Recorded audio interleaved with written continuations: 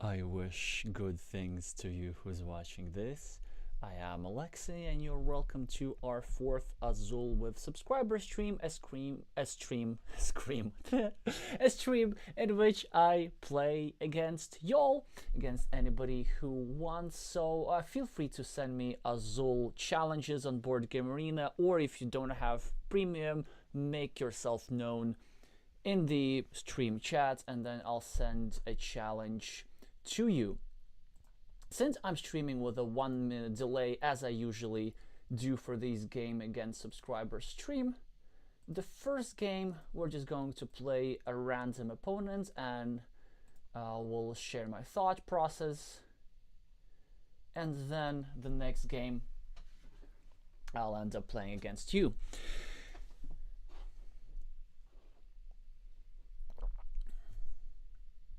In the meantime, usually what I do while waiting, I sometimes share news about my channel, but honestly, like, not that much has been going on.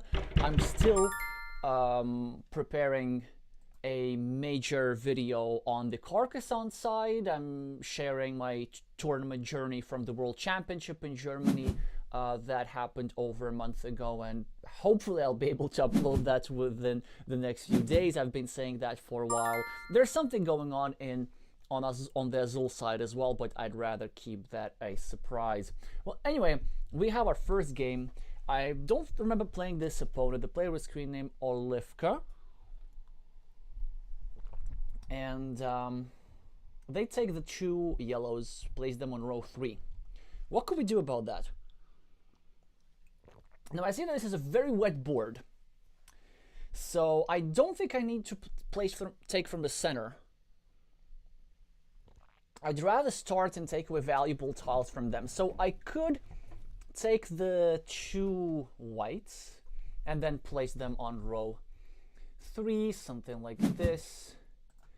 But actually I don't think that's the strongest move, because then my opponent can take the 2 blacks for row 4, and then they end up with like a setup when they have blacks here, reds here, this completed row 3 as a substitute, so they can actually pivot to column 2 instead. They can start building it like this.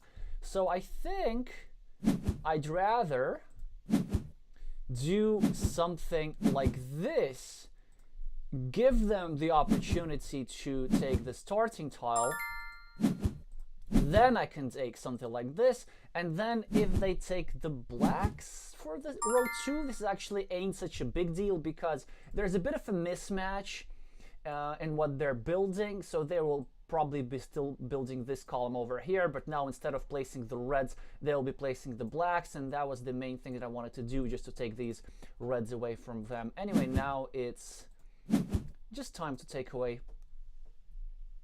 to complete our row 3. We will still have 3 options for row 2, either 2 blues or 2 reds or 2 whites.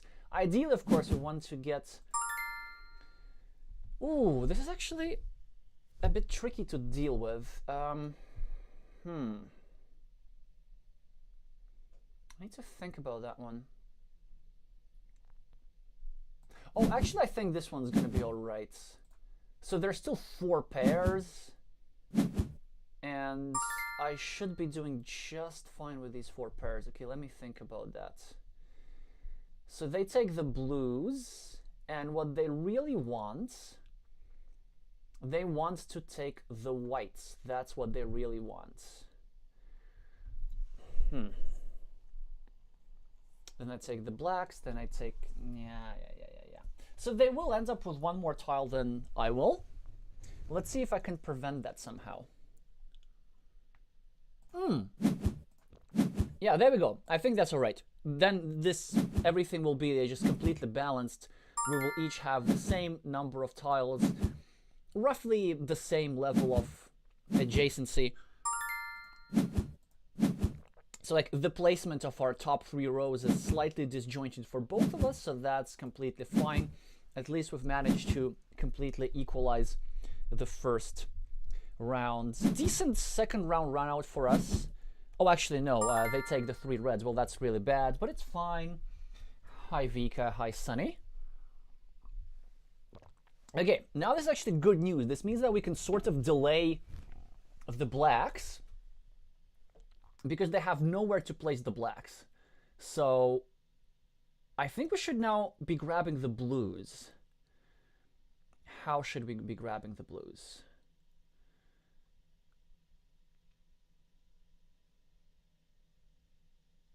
Maybe something like this is fine. Yeah, because we want to be completing row 3. They have no worry in the world about these blues. That's interesting. That's just surprisingly nonchalant of them. Can we exploit that? Well, if I take the blues, he takes the blues, I take the golds, they take the golds. Well, we can make things equal. But maybe I can do better than equal. That's the thing. You know what? Let's just try that. I think it could actually work.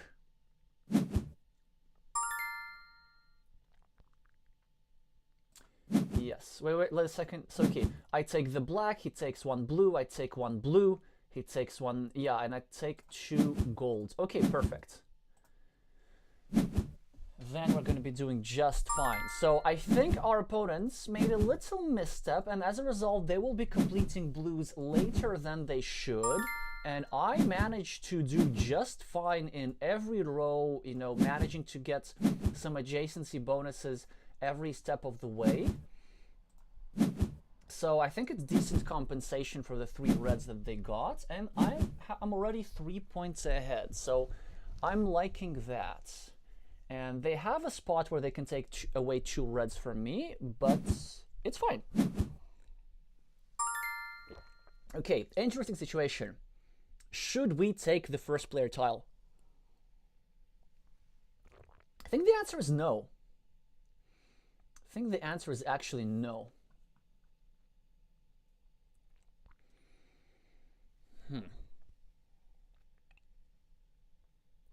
Let's try to be incredibly efficient. How do we get that done? Do we take, I think I should be taking the whites, but do I take them for row 4 or for row 2?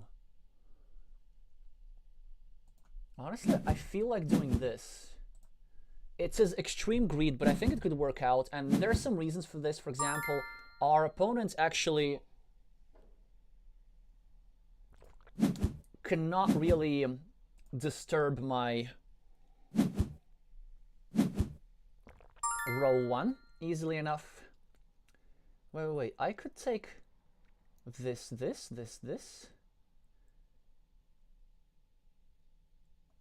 Okay, I think I can take those now. Just to get myself row 2.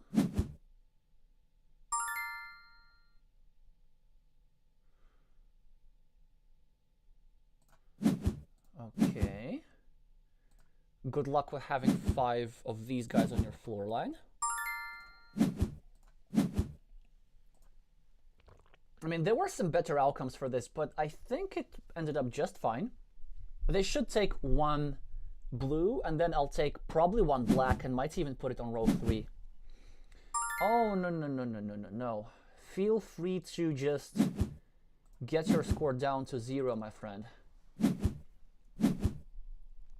And I will have a sufficient number of reds. Like, I only need 2 more reds to complete my setup. And we will be winning this game as a result of simply the floor line points. So we are 4 points ahead, and we have 2 spots where we're going to be gaining additional points in comparison to our opponent. So that's... I think that should work out quite well for us.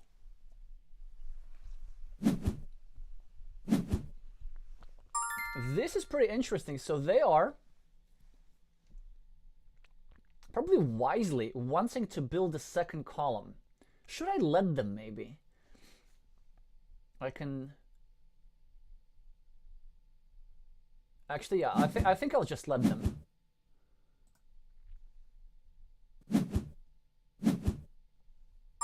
Because they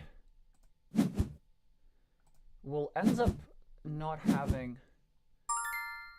yeah, they will end up like not having quite enough to show for. I mean, sorry, I meant that they will have end up having not quite enough on their row 4. So how should we deal with that? I think with this, they should be now taking the 3 golds away from me. And, well, okay, thank you. Then I get this, and it does not matter that they have the first player tile. And honestly, it does not matter that they will complete their column.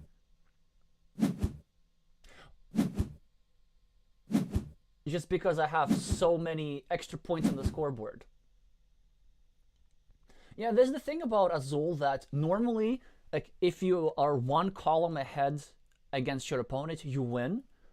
But there are always different options how to win, and you just gotta be really aware of these opportunities.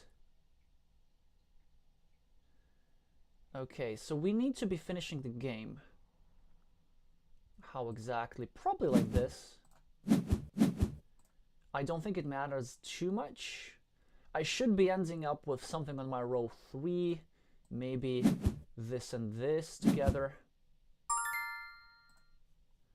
Oh, I could even do something crazier like this, and then threaten multiple things.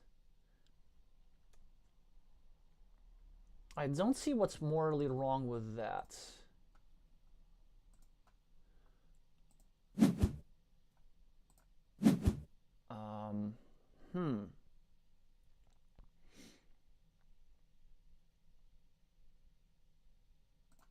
I think I'll just play normally.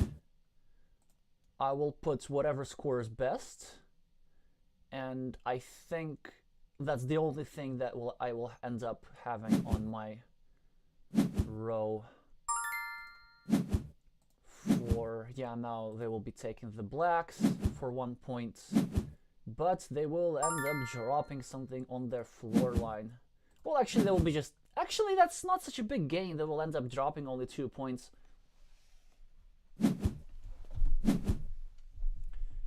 But it is something. Maybe it was more precise for me to actually threaten row 4 instead. Maybe it was more precise, but honestly, like, when you have the game in the bag, sometimes any winning move is correct.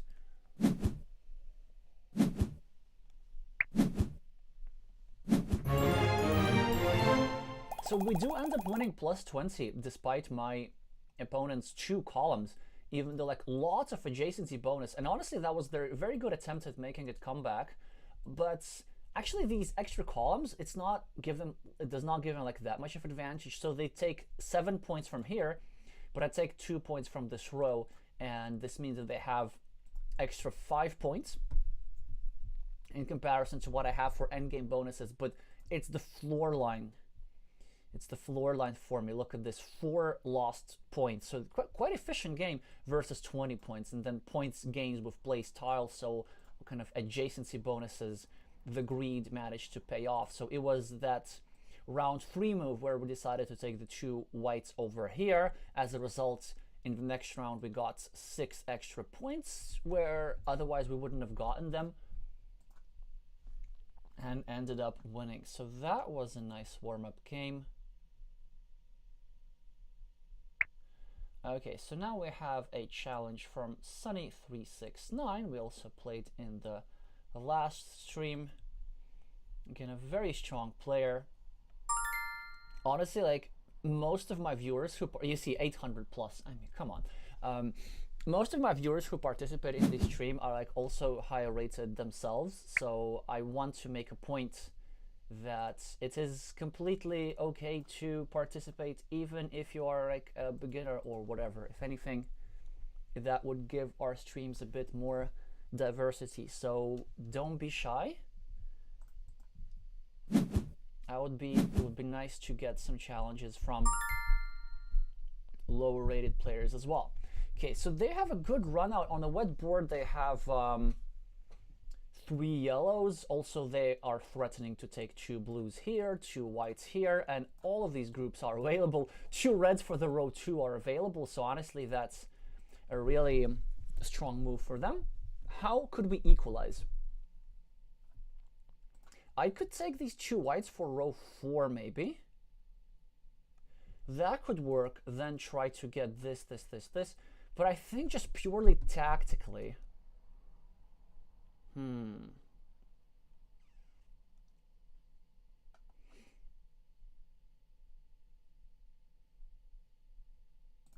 Actually, I think the move is to do this. Is to oppose them on the same column, and there's a reason for this. There's a reason for everything. So now they need to choose whether they want to take the 2 blues themselves.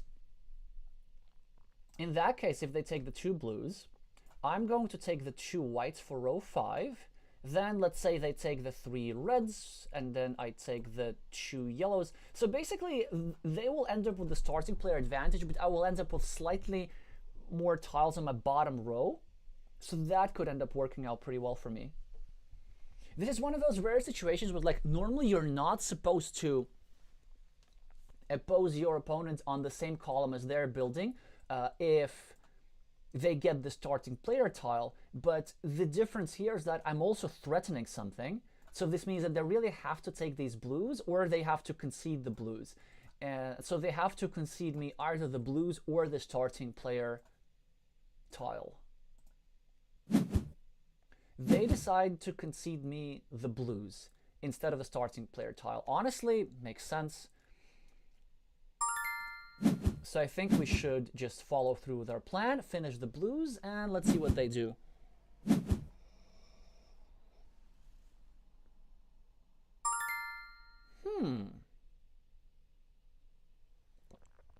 I am considering a standard tactic here.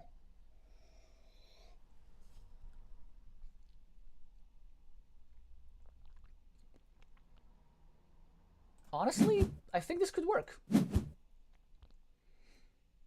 I think this could actually work really well. Oh no, they're just gonna take the 2 blacks, right? Nah.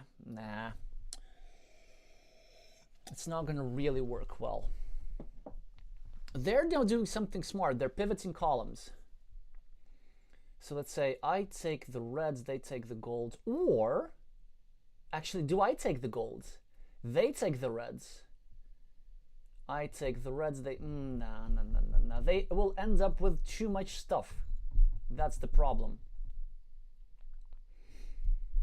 They can easily end up with 4 completed rows, so we need to take care of these whites. Okay, I take the white, like, it's just pure calculation. I take the white. I take the white, they take the, probably gold. I have to take the reds. Wait, but maybe I can pivot as well. Although, why should I do that? Why should I pivot? I just don't see a good reason to do so.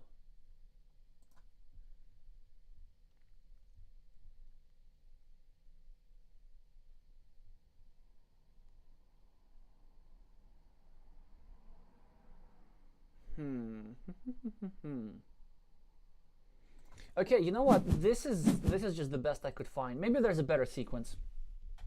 High Glavier.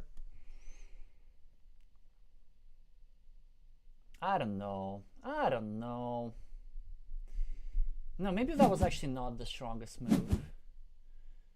Yeah, because I will be going here.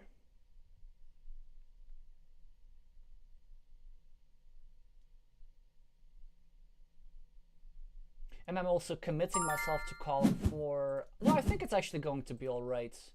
I will get some minor advantages in the form of simply points. So they will be, I will be starting with 3 points. They will be starting with 0 points. And honestly, it's not such a horrible deal. So they're 2 tiles ahead on me. But I think 2 tiles and 3 points are roughly equivalent. Extremely rough run out for me. They have loads of reds, but this was kind of predictable. So we shouldn't be expecting many golds in this round.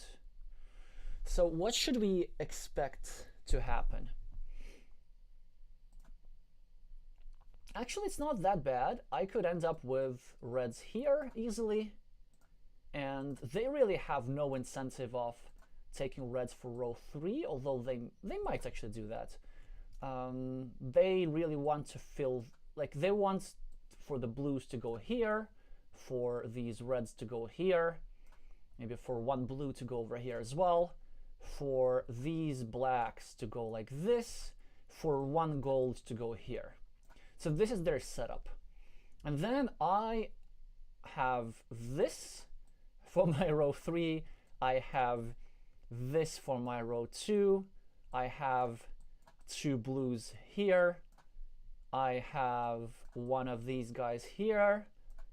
Did we not account for something? Yeah, and then nobody has anything on the floor line. So this could be the final outcome of the round. Oh yeah, and of course this blue, this will end up on their row 3. So honestly, like I can imagine only that kind of thing.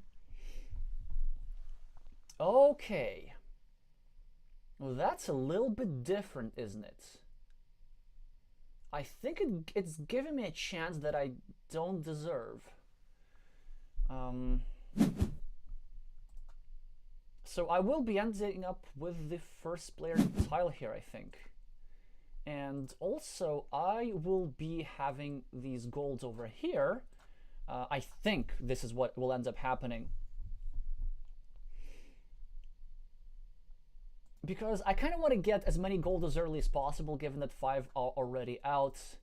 Then we'll see. Depending on what they give me, we'll be placing either blues or reds here.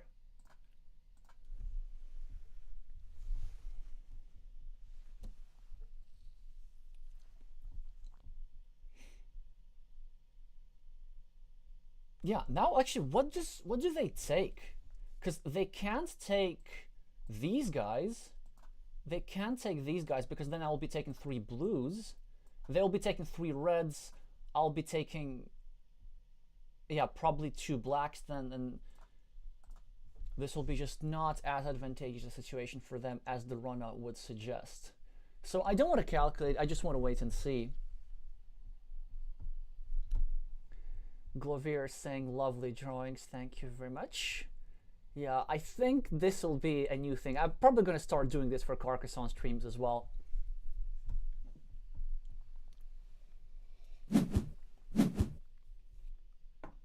Yeah, so they are now completely... Wait. Maybe change of plans. We need to do something extraordinary, don't we? What if I take... what if I just do something weird? So, I mean, the canonical move is to take these.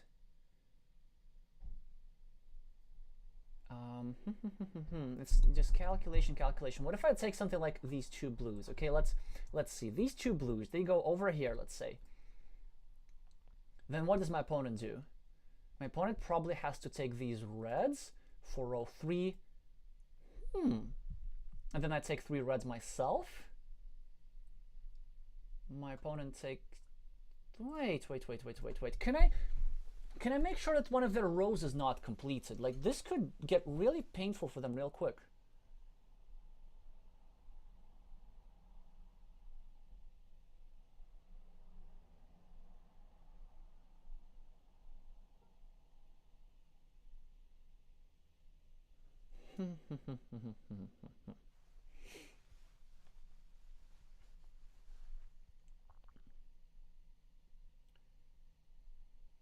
Okay, we could also actually consider taking 1 blue here, then threaten row 3. Let's say if they try to force things, take these, we take these 4 with some casualties. Okay, they take this and deny me. Yeah, and then they deny me row 2, so we can't have that. I think they're hoping that I take these guys here. Right? Then they just take the blue ones here, and then sort of I can't do anything much, like I take these, and then they take the one blue, and then they're guaranteed themselves. Wait, are they guaranteed though? Let me think again, okay? So I'm gonna put this. They're gonna maybe...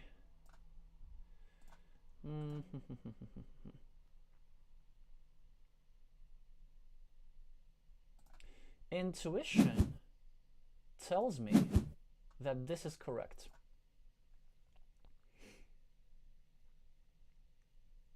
There are some reasons for this, and the main reason is that in some scenarios I get to complete my row 4 with reds and use the gold already here, which is also useful.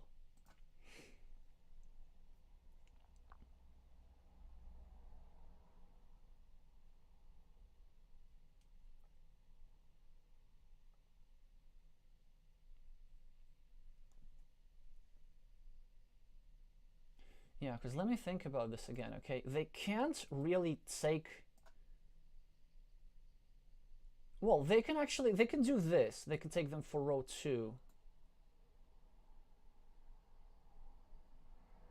Then I do this, then they take this for row 3. Ah, okay. So yeah, so then actually they could be all right.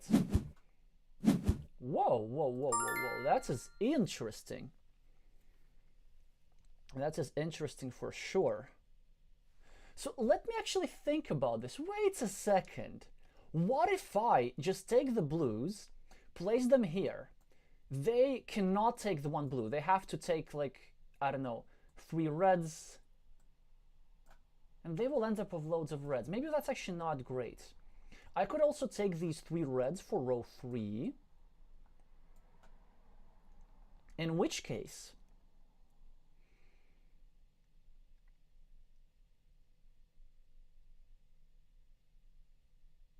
in which case I end up with 2 reds on row 4, so it's not like a super convenient thing for me.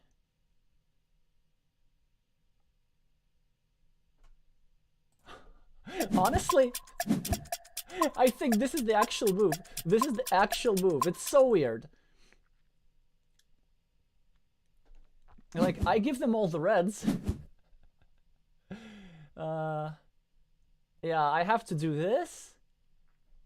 I give them all the reds, but I take all the blues from them. That's really weird.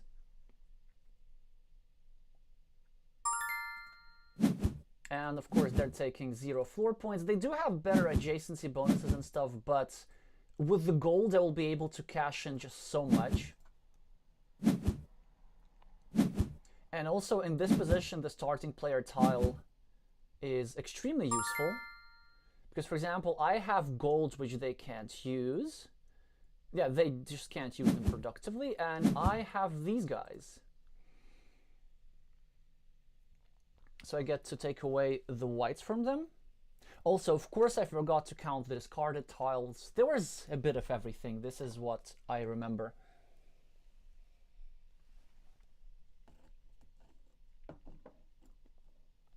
Now, what could they do? I think one of their biggest threats is they can try and swindle me into maybe grouping these 2 whites together and grabbing them. Because they can't really grab them one by one. If they do this, then I just simply do this and say, okay, what you gonna do? They can take the 4 blacks, then I can take the 2 golds and still threaten all kinds of things.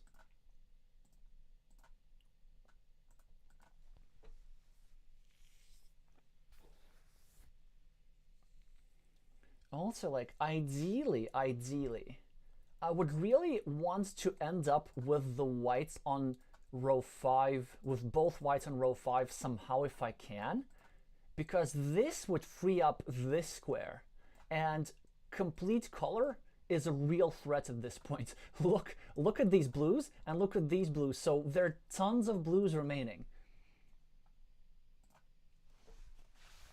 And I could get complete color on the blues at the same time, denying them blues. Well, this is very forcing play, right? So what are we going to do here?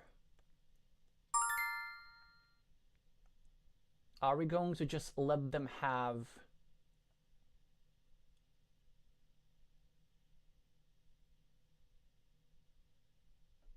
the blues? The answer is probably yes. Let me think about this. So what if I just take the blacks instead? What if I let them have these things? I don't think it's actually super advantageous for me, because again, like if I, for example, if I take these blues again from them, that's great. They don't get to like get stuff here, but then what happens in the next round? I have nowhere to place my blues. So I think we actually need to do something like this and just see what happens.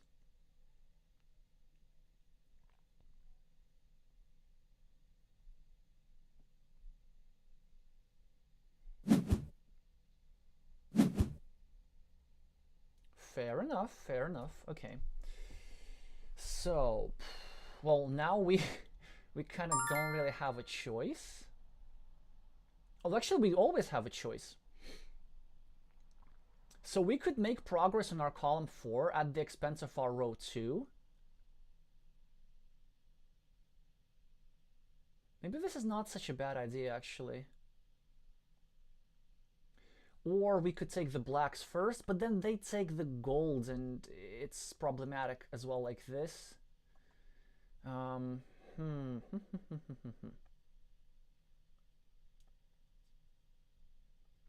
could take the golds for my row. I could take the golds for my row 2 instead and hope for more golds later. In which case, let's say I take these. They take these, I take these or something. Actually, no, I think I still need to do this.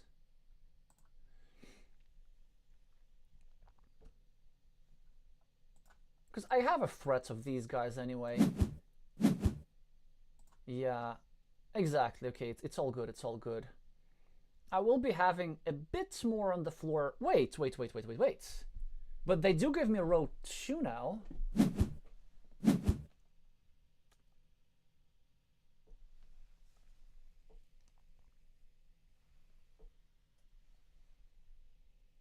I also accept hints from viewers, just saying. There's a 1 minute delay, of course, so I will only be able to see so much. But you can already let me know if I have messed up. I might have.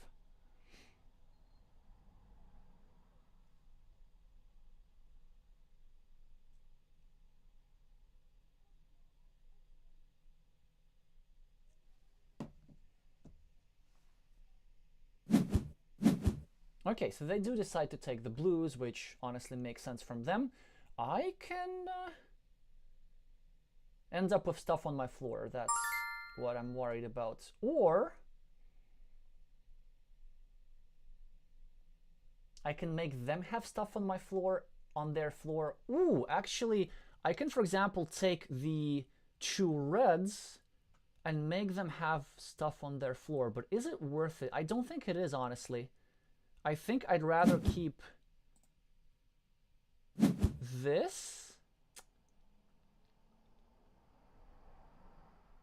Well, it's a 0 points, though. It's a 0 point move. Come on. I don't think it's worth it, actually. I could just do something like this. Then they take the... No. I end up with floor line points. That's bad. That's bad.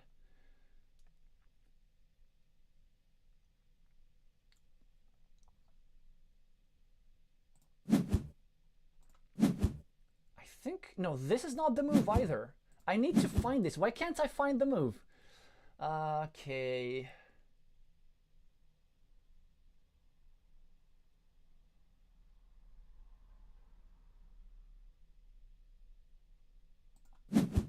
Actually, yeah, I think it's this. I know it's weird that I'm foregoing row 2, but this is just to avoid floor line points. So I'm making a 1 point move instead of a 0 point move, just so that when I get this, I don't lose too many points. I'm not sure if I played this correctly, but this is just what my intuition tells me at the moment.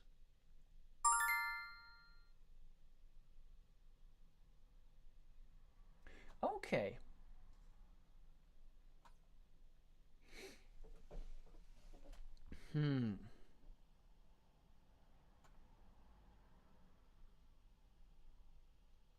What's correct here? My opponent will end up with the blues. My main goal is to end up with the reds in row 3. Or these guys in row 3. Like, I think that's the key to victory here. They will complete this, and this. So that's bad. But let's see if we can do something about that.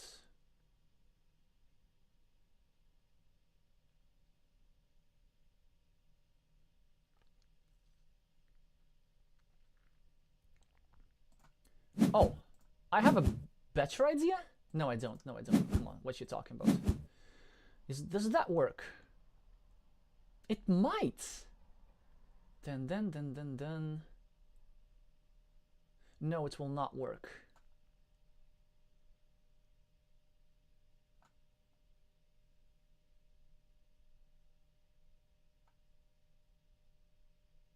Okay, you know what?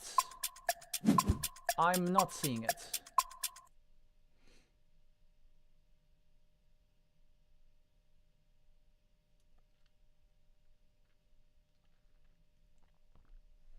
I'm just not seeing it. It's normally like not a great thing to use the tiles that your opponent doesn't need. But the reason I'm doing this is the danger of these four golds getting grouped together. Because I need the gold here and here.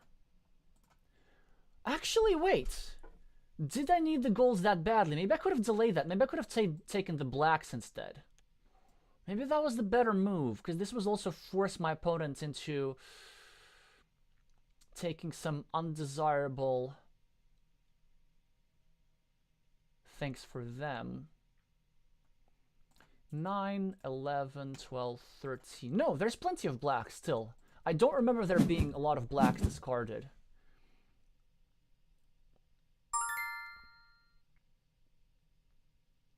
Like that.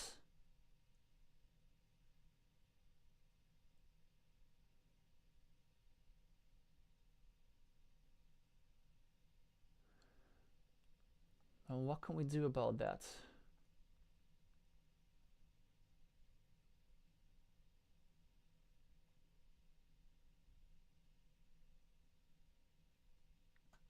Do we just take this? Do we just take something random to make sure? Actually, you know, I think this is okay. I think this is completely okay to do.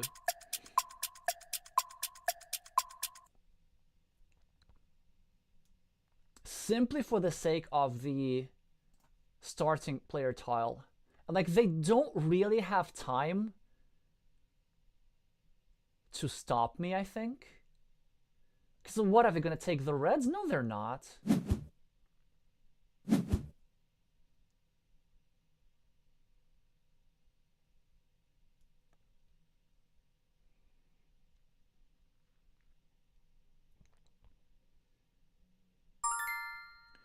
Okay. Now also another question, do we need row 5? Or do we actually want to finish row 4 instead?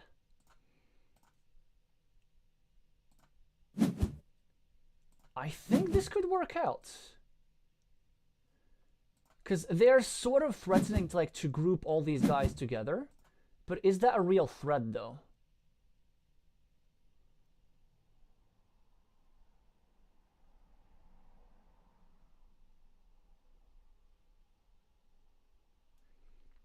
Yeah, honestly, I think I'm okay with having like my row 5 still open.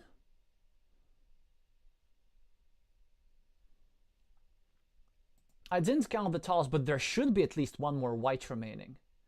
And the thing is, like, they can't take one of these guys, because that would be just ridiculous. So they should take, I don't know, 2 whites. I will take 2 whites, and they will end up with their 2 blacks in the floor line.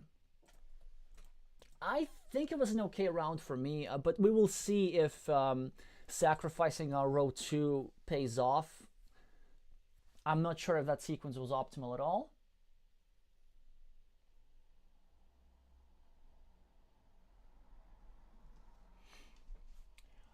Yeah, taking the 2 blacks to deny them row 2, or at least to do a forcing move, that could have been useful. But we did what we did. Well, one of the reasons why I did that is I sort of thought of whites for row 4 at some point as well, and if they take the blacks, this is something that might end up happening. So let me see, what should they do? I think honestly they should be taking the whites. Yeah, I just can't see anything else. Okay, so they decide to take the blacks, but I think it's a problem, right? Because I don't need the blacks anywhere. I need the whites. They need the whites in 2 places. And my first order of business will be taking away the whites from them here and here. Which, by the way, also means I don't have to discard that. There are still some golds remaining, so I can afford to do this. I can save myself 2 points.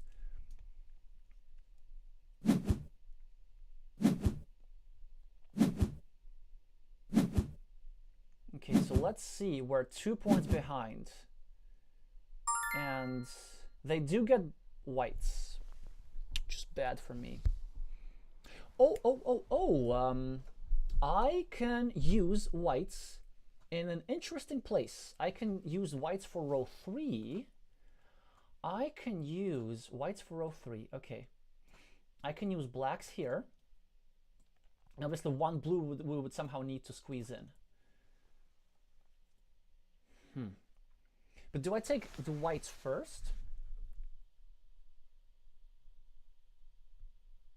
I think we have to take the whites first.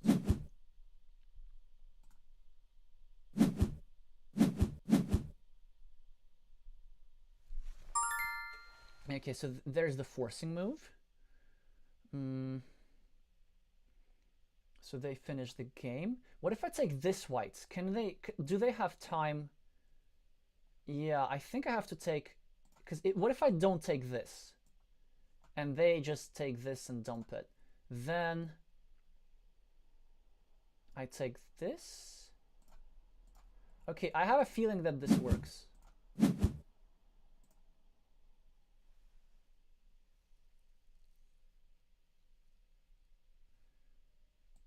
I think they are losing a bit too much if they do this.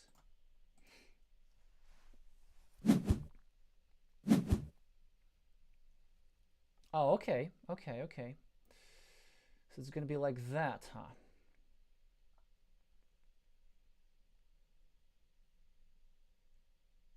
Well, now I sort of don't have a choice, do I?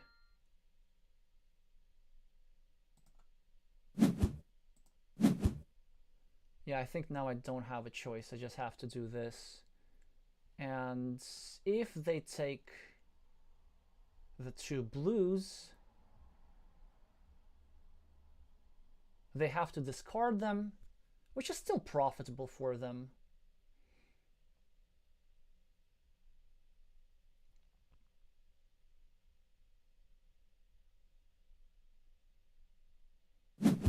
Yep. Well, we take these guys.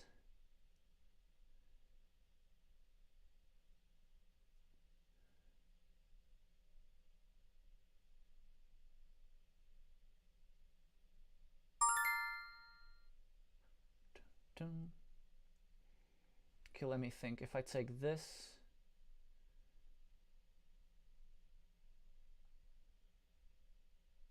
if I take this,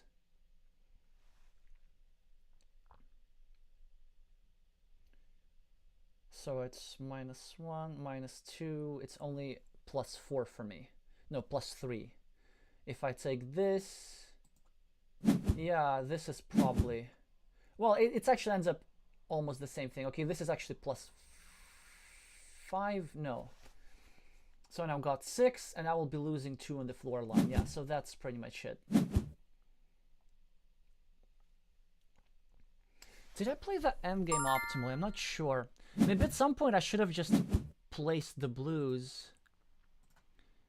But then do I actually have time to get a blue and then this and then this? That's a question which I'm not sure about. Well, let's see. I think I should have lost. I think I'm losing this game by a couple of points. Not by much. By exactly 2 points, yes.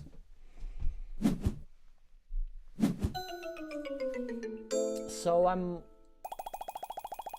But the thing is, like, if I don't do... let's say if I don't take the blacks, if I take the blues instead, then they take the blacks, so they end up with 3 more points. And honestly, the blacks here are worth the same. Actually, they're worth 1 point more than what these blues here are worth. So at that point, it was correct. Maybe before on the very first move, I could have done this, and then later still try to somehow sneak this. But then again, my opponent would be threatening their whites on row 3. Well, anyway, well played, Sonny.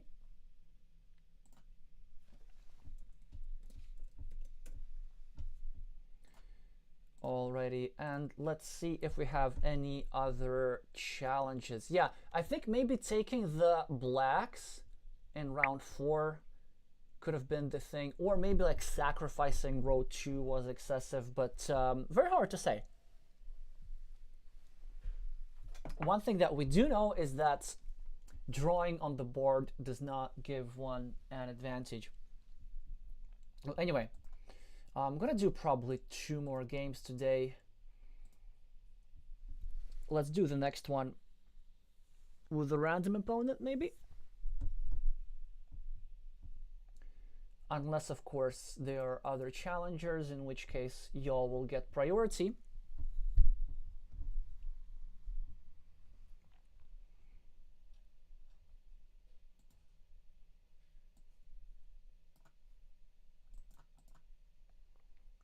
In the meantime, let me actually have a look at this game again.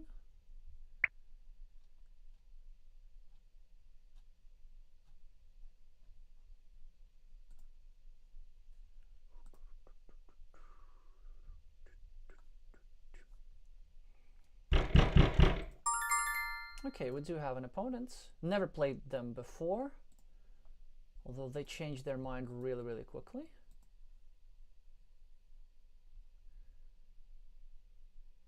Dun, dun, dun, dun.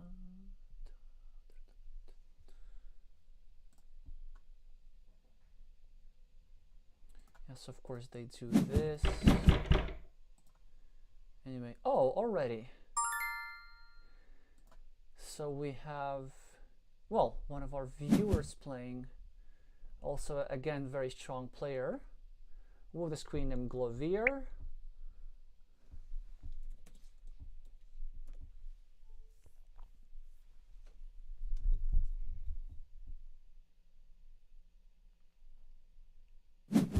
A very wet board to start, extremely wet board to start with. How do we equalize? That's the question. I think I know the answer. We need to take, yeah, it's 3 reds for which row? Obviously the bottom row, because then we can threaten something.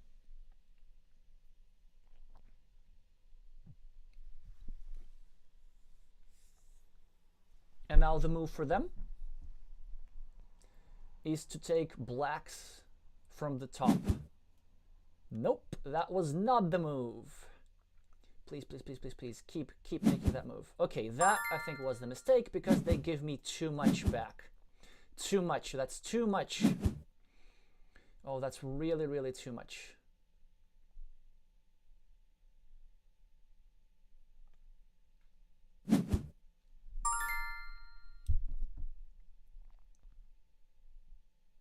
Actually, let me now think about this. I have no qualms about letting them complete row 4 because that's just not going to happen. They have row 2 to take care of. And even though I have fewer rows completed, I have more tiles, slightly. I have one more tile placed. Actually, no, I have the same number of tiles. So maybe I misplayed, I don't know. I kind of felt that after they placed the whites on row 4, I had a bit more of an advantage. But maybe I was wrong. Well, anyway, this one's a bit unorthodox, but that's actually a really nice run out for us. So we need to take some damage for the floor line. But this is completely okay because it's just minus points, but it would be much worse if these whites were here. So I'm completely okay with these -2 points. And then I have all kinds of threats available to me.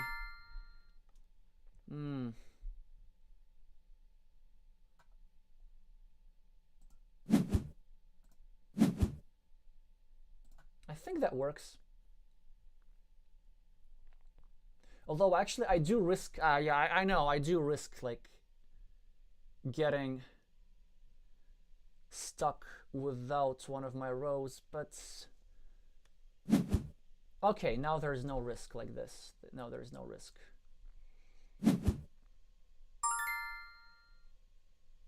Well, that was wise of them to take this. Honestly, that's actually really, really wise of them. What do we do?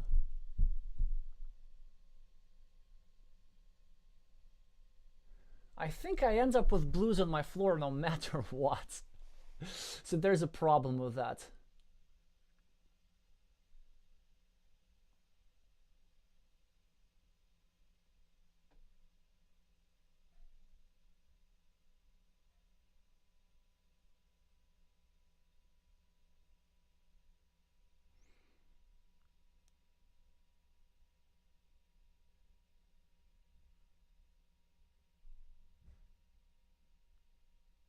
Actually, no. I'm not gonna let them complete row 5, just so that they end up with the stuff on their floor. It's a bit of a long chain of, whoa, interesting. I don't think that quite works. Yeah, because well, okay, I will have 0 points, but it's not like I had a lot of points to begin with. And I think for them,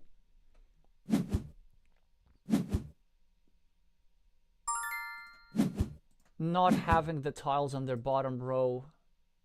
Actually, no, it's not such a big deal because they will be the starting player. Yeah, maybe I'm losing a second game again, who knows? Well, I'm supposed to, but I don't. Okay, I will try play better the remainder of the round.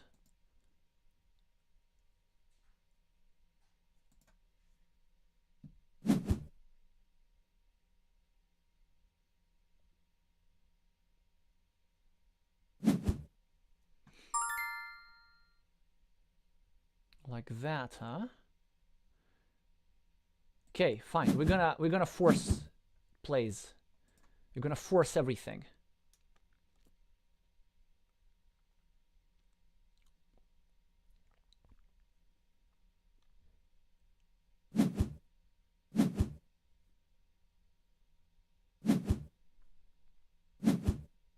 Okay. Now they should be. Wait. What if we just take this instead?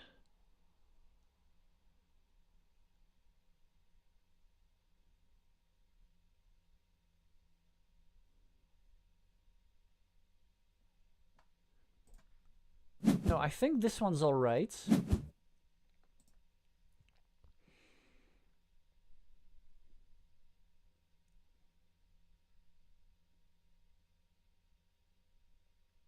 there's going to be one little key element. I will need to take these guys and end up with them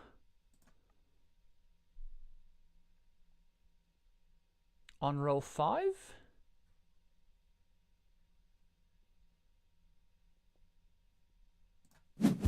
Yeah, like this.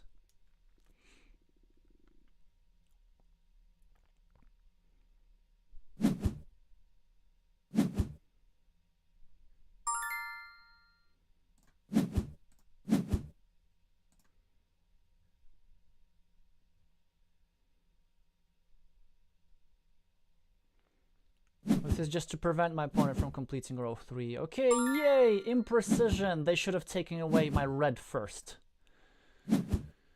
And then do what they did.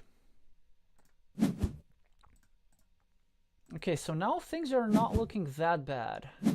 I did get an extra row.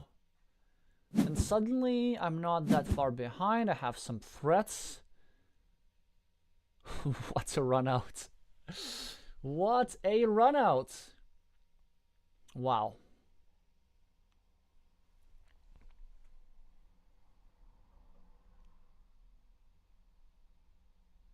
You know what?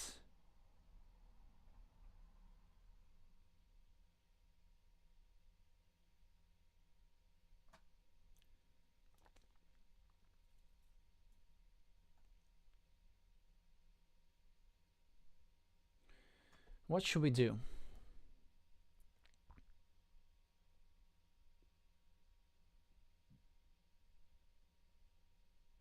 Think something like this.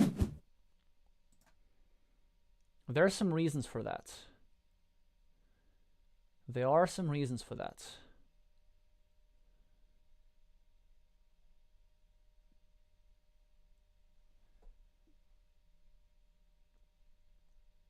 Because now they should be having a big dilemma.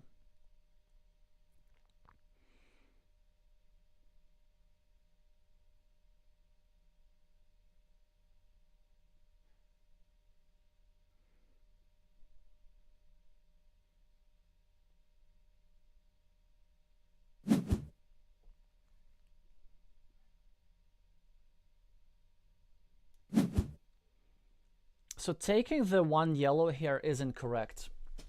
Because it denies them either row... I think it denies them row 2, actually. They need to take the 2 blacks and put me in an awkward situation.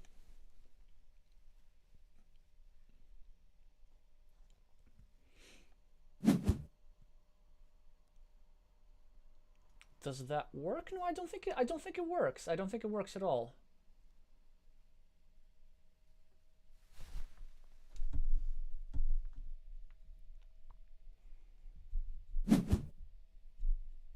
Two blacks for them is the move. I hope they don't see that, because it would be nice to win a game today.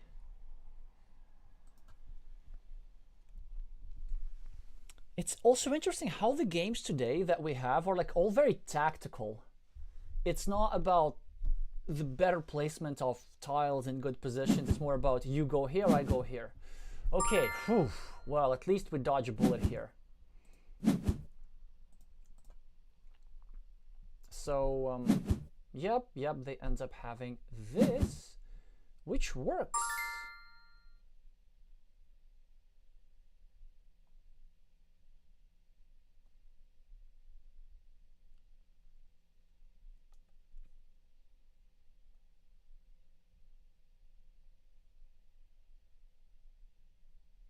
Okay, now I think the move is this. And then I'm guaranteed one of my spots for the second row. It will be, well, probably actually it's going to be 4 white because my opponent is not discarding 4. Oh wait, or are they? Or are they? Well, if they are taking the 4 white and if they're willing to take the point sacrifice, then sure.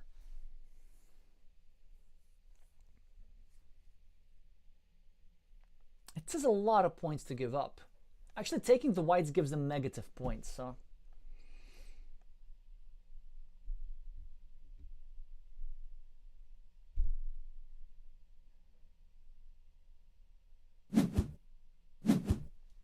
which is why I am not going to take the reds just yet. I'm going to take the golds and then let them decide. I think it may be actually correct for them to take the reds. Yeah.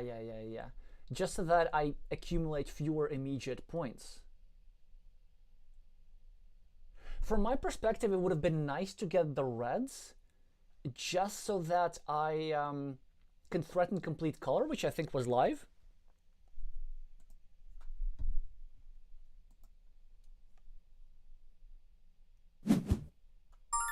Yeah, that all makes sense. So they will be the starting player, but they sacrificed row 2. Let's see how this works out for them. They also need blacks in 2 places. Okay, they're not getting them. Or are they? Or are they? They might.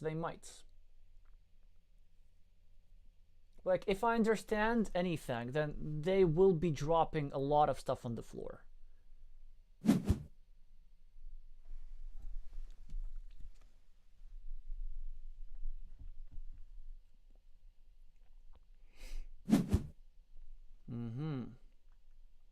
Okay, let me think about this. So if I do this, they discard that. I take this.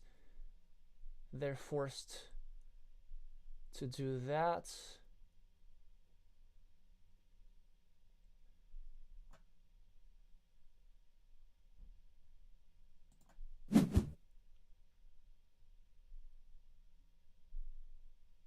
No, I don't think it works. Or does it?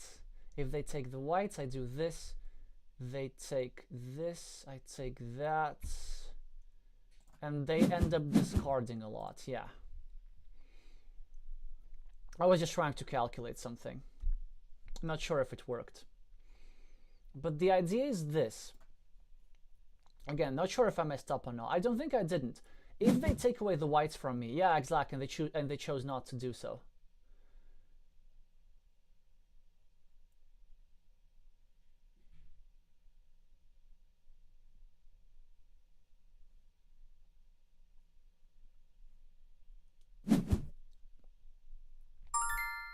Okay, good. So, what are our options? I could allow them to take the blacks. Honestly, not such a terrible idea. Then they take the blacks, I take the whites. They take the reds. I take the golds, they take the blues. Something like that. Or I could take the whites myself, deny them the blacks, then they take one black, unify all the golds into one thing. But then it kind of allows me... Okay, so they do this. Actually, no, there's just nothing that they can do. There's just nothing that they can do if I do this.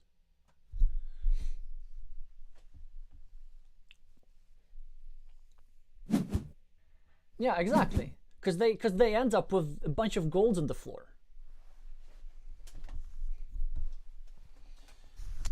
Okay, so it's pleasant to win at least something. Both sides playing with mistakes, but that just shows you how complex this game actually is. Even though super easy to learn, super easy rules.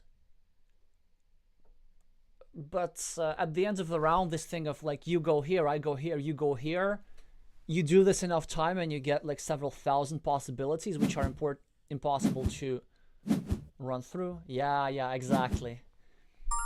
So there's really only so much that you can do.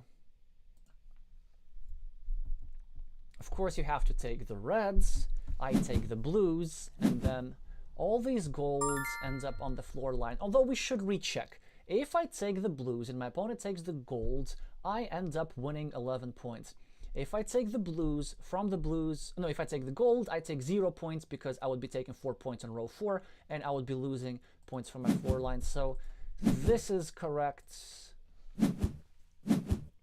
And we breathe a sigh of relief.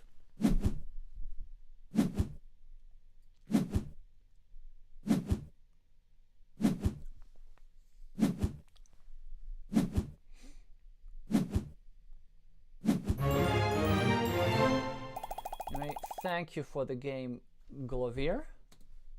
Certainly this was not the easiest one. But yeah, in both of the last games, the side that ended up sacrificing the row 2 loses. So maybe we can learn something from that.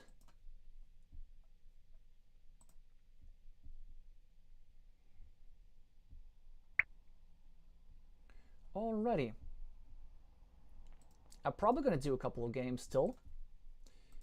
So I'm going to do one against random challenges.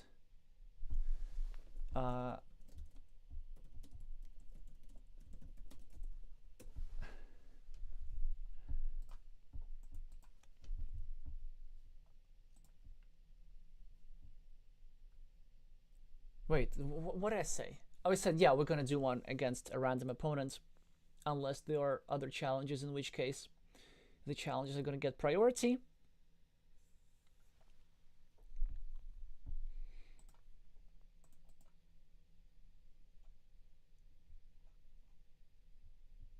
Yeah, 2 more games this stream would make sense.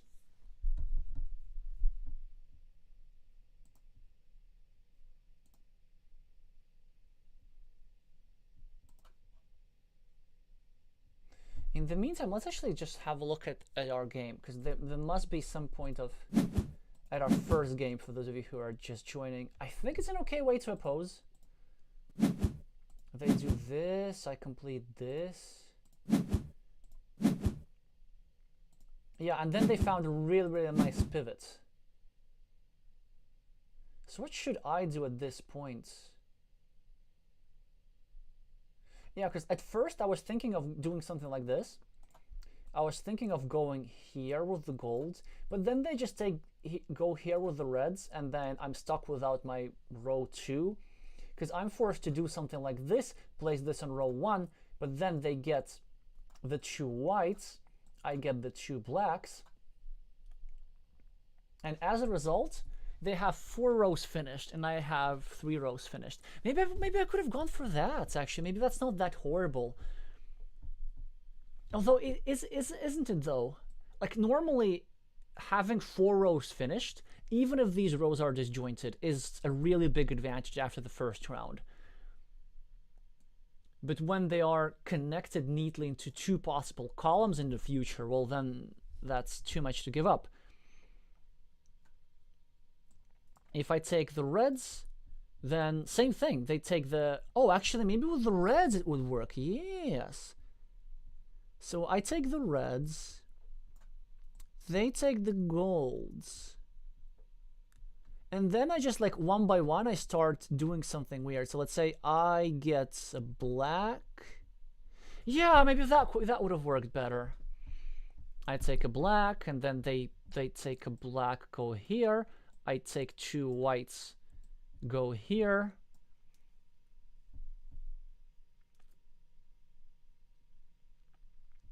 Yeah. So in this situation,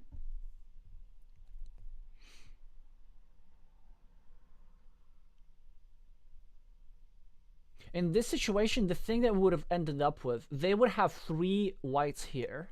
They would have 1 black here. I would have 1 black here, 2 reds here, 1 blue, 1 white here. Okay, let's say, yeah, I think it was the first round. I had a better response here. Okay, let's try to do this again. These reds go here. These golds immediately go here. Then what do? I take this black, go here. Then they take this white, go here. Then I take this white, go here. Then they take this black, go here. Then I take this gold, go here. Then they take this blue and discard it. And so after that, we end up with 1 blue in the discard, 1 black over here, 1 white over here, 2 golds over here. I get a black here, I get a red here, I get a gold here, and I get a white here. So what is the difference in comparison to what happened to the game? And the answer is I get one extra tile. That was the difference. And they don't get two blacks at the bottom. So yeah, that was my mistake. At least we found it. At least we found it.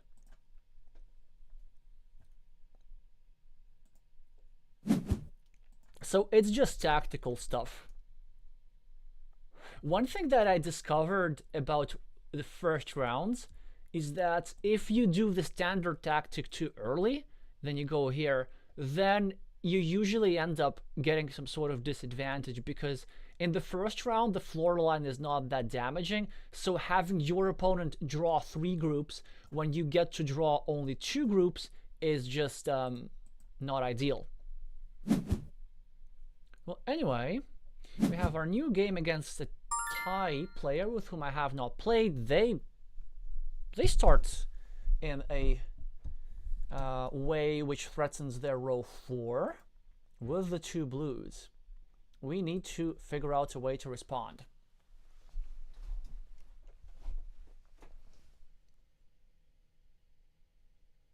Actually, maybe it's not. Maybe it's easier than I thought. Because I could just take these blues myself, and then what do? Do they take 2 blacks, but the blacks are like not that advantageous for them. So I think I'll just do this.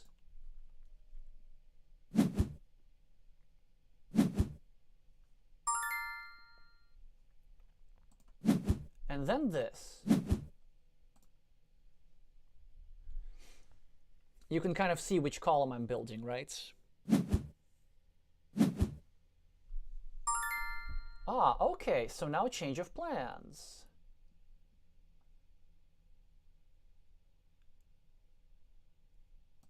Or not.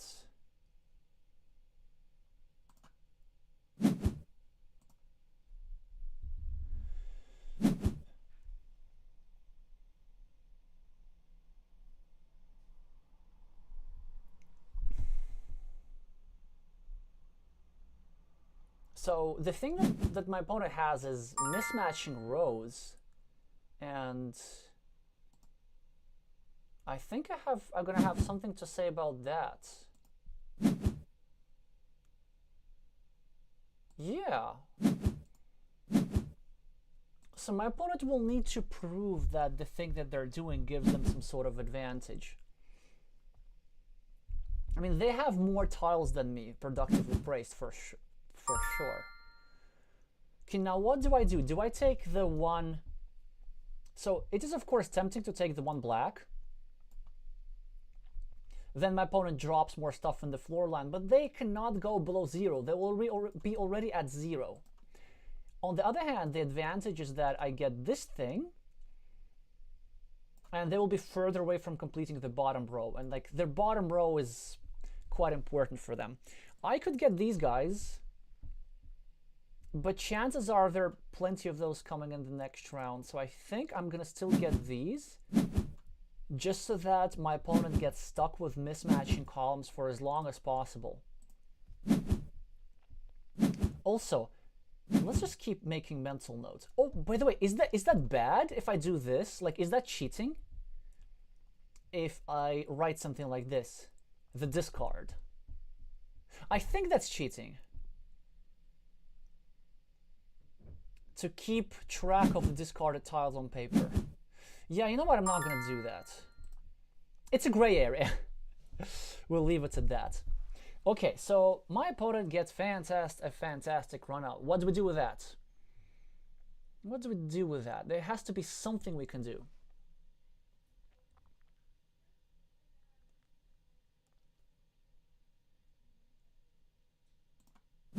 Maybe this?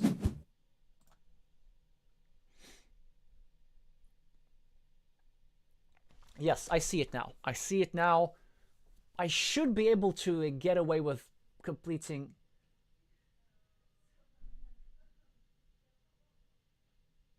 Yeah, they should be getting stuck with at least one of their rows. Unfortunately, it's now going to be row 5.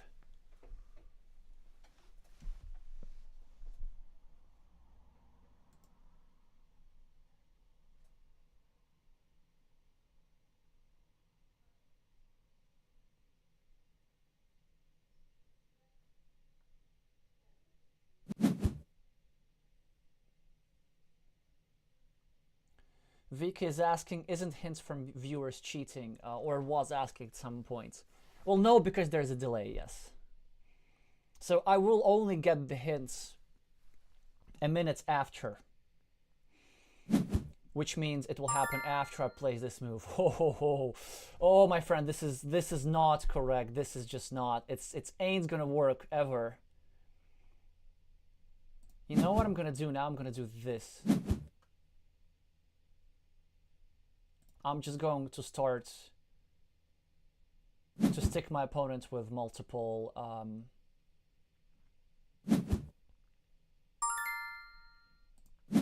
yeah, then I'm just gonna do this instead of taking the 2 whites, and it should be now really difficult for my opponent to do anything, I think.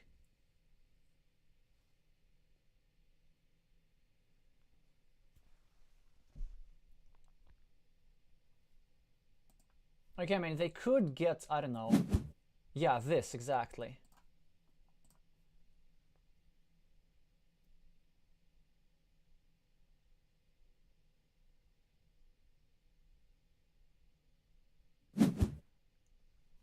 And then I have these guys for over here. And then I will end up with 5. Well, actually, yeah, I didn't think about this. But, I mean, it's not like I can do anything else. Yeah, maybe it's a decent sacrifice by my opponent. Maybe I should have considered going here instead. And then using, yeah, okay, maybe that I would actually, maybe that I messed up here a little bit. But I'm gonna still have enough reds. There are, what, 7, 10, 11 reds. Actually, there's 9 reds remaining. Well, 12 reds after this round. 8 reds after this round. So I kind of need almost all reds. So we should just change our plan regarding which column I'm building.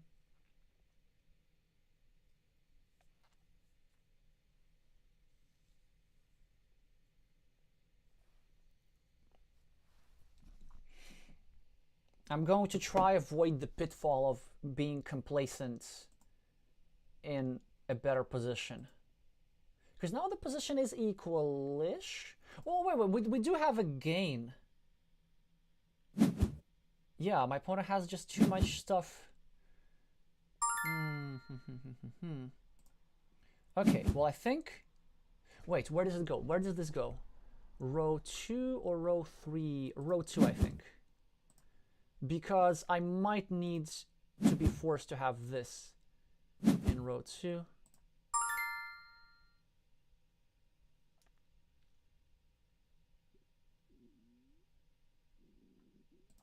Let's actually take care of this first. Seems to be useful.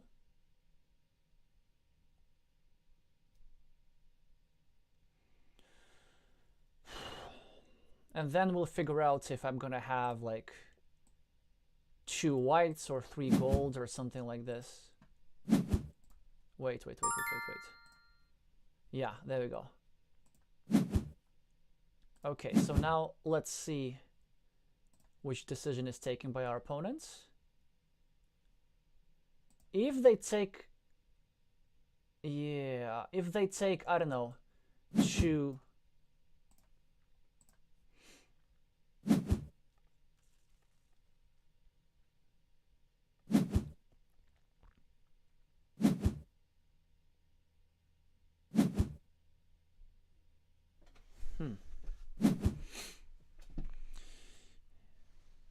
They're now getting second thoughts about everything, which is understandable, but no matter what they do, they will be saddled with something on the floor line, and it makes me feel good.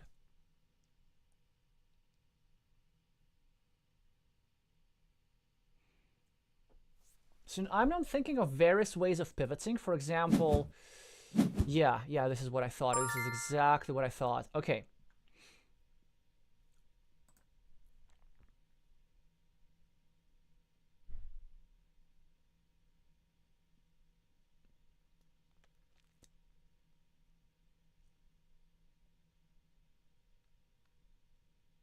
I could take 3 golds and like put them over here.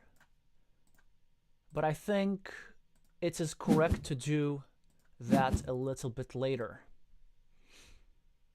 And if my opponent discards 3 gold, well, then I can always maybe make an attempt to pivot to this column instead, because there should be a reasonable number of whites. The only problem is that there's a kind of small number of blacks remaining. I don't know.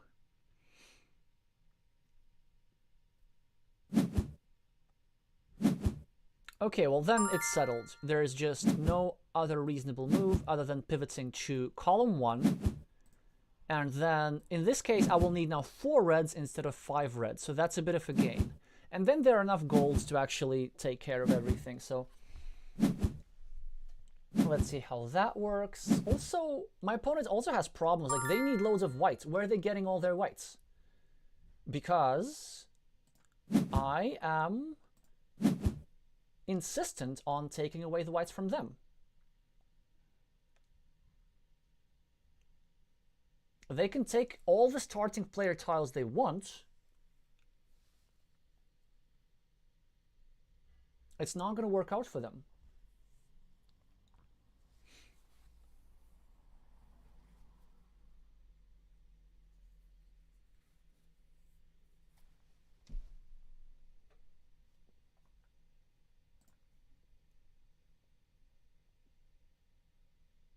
Actually, in this run out, there's some scenarios where I get away with everything. White here, or like blue here. 2 reds here, 3 blacks here. Oof, sheesh, that is aggressive. Shall we say that?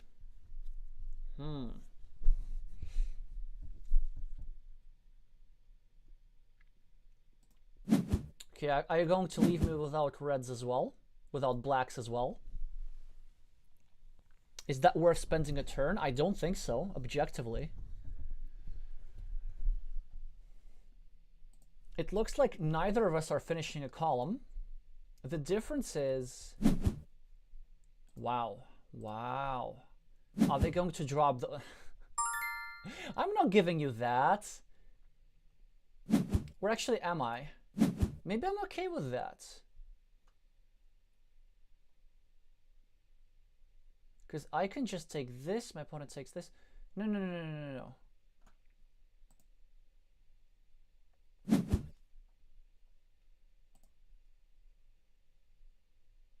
Yeah. I think it's okay that they're stuck with this thorn.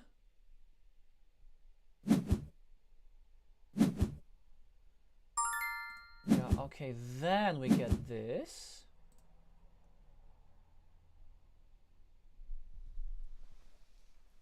And then I'm not sure what they're going to do.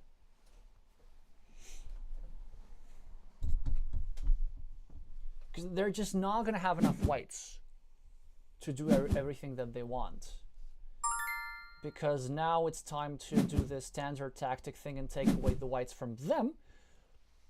And then I will end up with either 1 red or 3 golds. There's no way how they should be allowing me 3 golds.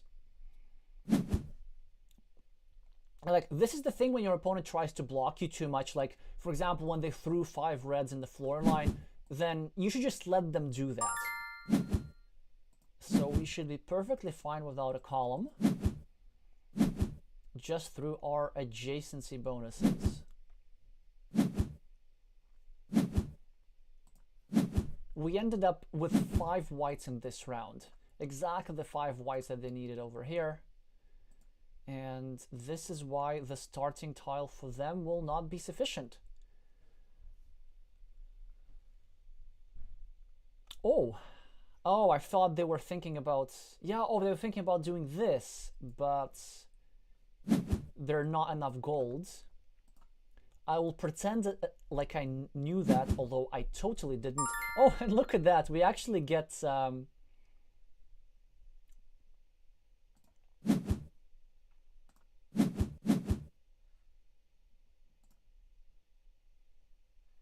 we get to threaten our row 5 with the column 2. And my opponent doesn't really have a good way of countering that.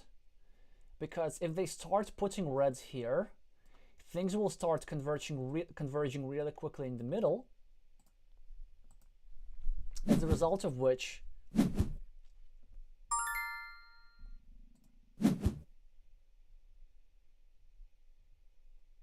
yeah, exactly. As a result of which I will just end up having, they will end up having too much stuff in the floor line. So look at this. They can't take now 1 blue for the top row, because then this will force, then this will allow me to have 6 reds here, which will complete my column.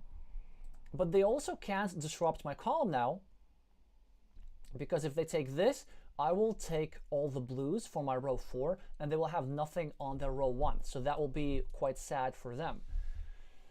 But if we think about what's actually the objectively best move, it might be this. It might be this. Maybe like sacrificing the column is what's objectively best for them. Because I will end up with some stuff on my floor line, like the whites. So they should be doing this. Oh, good. I get this. So I end up with 0 stuff on my floor line because they can't take away the blues from me, because they would be putting that on their floor line themselves. So whatever they choose, the net point difference is going to be 0 and 0. Either we both lose 4 points in the floor line, or we both lose 0 points in the floor line. Look at that! We somehow managed to complete a column. That's really nice. Not that we needed that or anything.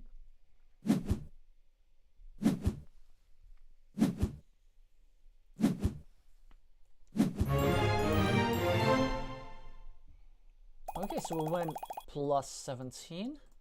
That's something nice to have. Yeah, this game we, I think, solved. It was mostly the round 1 where my misplay was. We talked about that.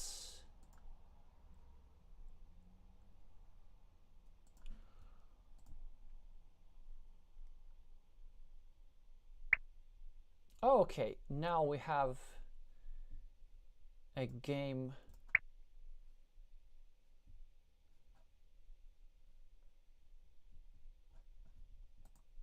A challenge from a player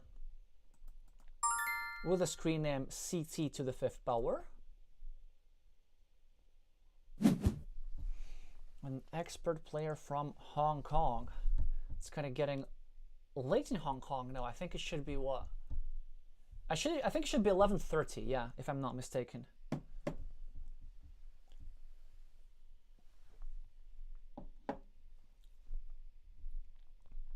So maybe CT. I will try to use your drowsiness against you, if it is indeed as late in Hong Kong as I think it is. All right, I'll just try to make good moves. Although I'm sure my opponent is also going to respond me with good moves.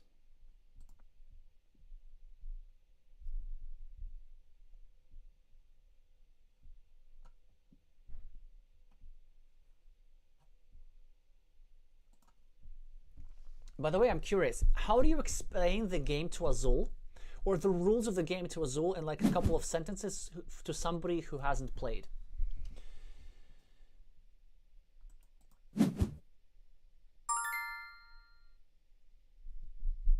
Because I know we have viewers who are relatively new to this game as well. Good move, great move actually. Taking 3 blacks in row 4 and threatening this, also threatening the reds going over here. It's just oof, painful to deal with.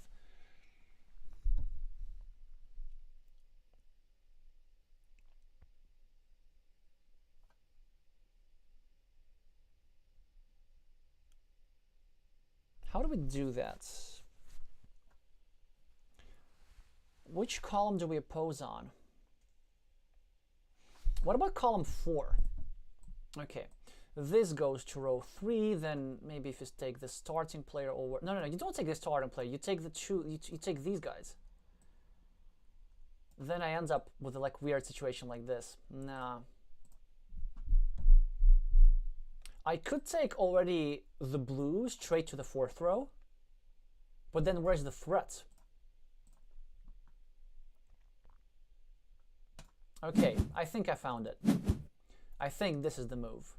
A bit weird because it doesn't come with a threat, but the thing is, like, if my opponent takes this, which honestly they should, then I end up with this. I get to put it over here. And there are some scenarios where I get to put like 2 yellows here for free and maybe 2 whites here. So they will have 1 extra row. I will have more stuff. And if they take 1 black, I take this, maybe they take this, I take this, they take this, I take this. I don't know, should be all right.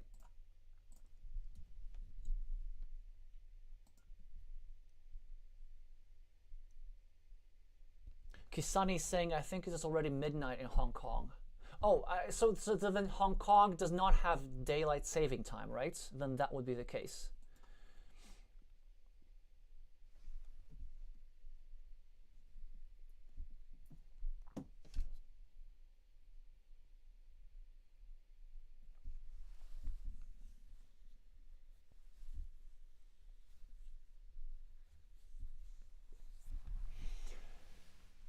Well, if it is past midnight, maybe CT makes some more mistakes. Interesting. Okay. Honestly, I kind of like it.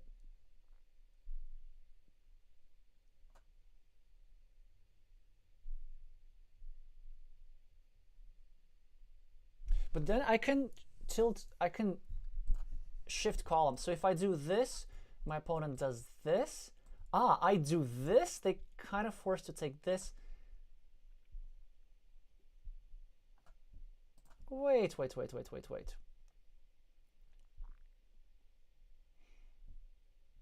Yeah, that works. Let's go.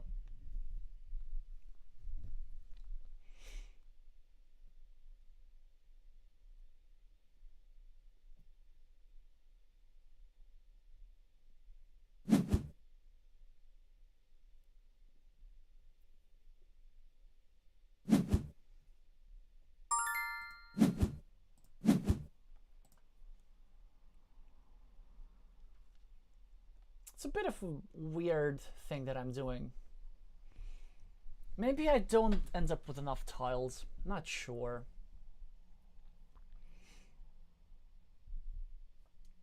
Because now they're taking this, they're putting this here. I'm taking the blacks, which I'm probably discarding. Then they take a blue. Then I discard the red. Yeah, I end up discarding quite a lot. And they are 2 tiles ahead. I don't know. Maybe there was a better way. I think there was a better way.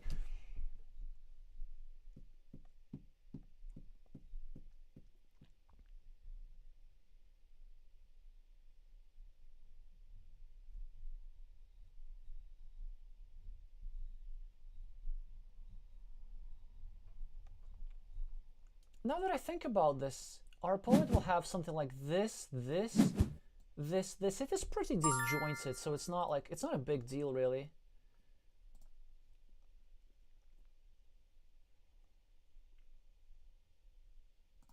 Okay, well, let's exercise a little bit precision, shall we? They should now take the 1 red for the top row.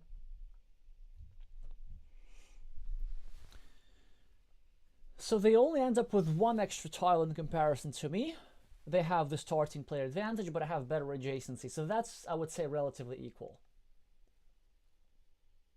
And we both have our row 5 completely empty. We can live with that.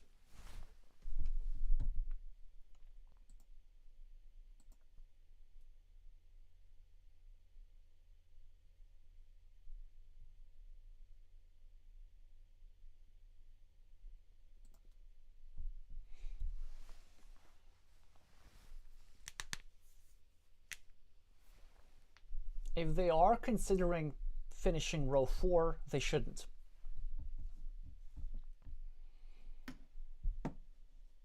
Row 1 is just too important.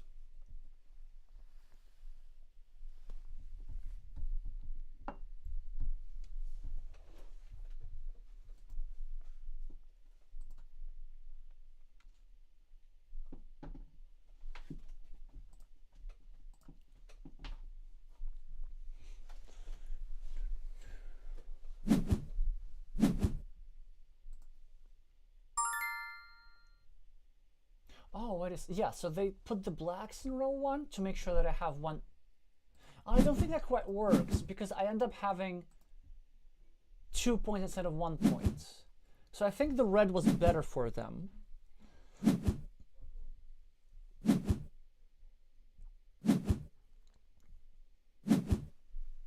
I think they were a bit concerned that would have 2 adjacent columns over here, but it's just not that important. Okay, that's a great, that's a fantastic run for them. They have a good chunk of red here for their row 5. They have blues for whites for here, which I need here. And they have several pockets of black from which they can take, so then this is not a huge threat. On the other hand, I have only 2 blues, and they could merge, so that's not ideal. And I have only 1 group of this exactly, and my opponent takes it away from me. It's painful. The pain.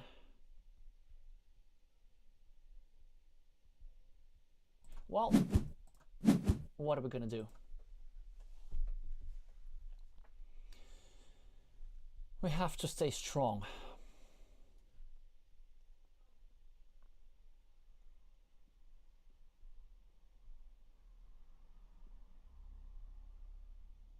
And make sure that my opponent cannot score too well. Yeah, so the reason why I'm taking the whites is that my opponent needs the whites here. And I still have several options how to complete my row 2. Although in no likelihood, okay, that's good, that's good. I can handle this, I can handle this. Dun, dun, dun. So if I do this, he does this, I do this. Ooh, he ends up with, okay. If I take the single blue, then he takes these guys. Then I take this. Then my opponent takes this. Yeah. And then we end up with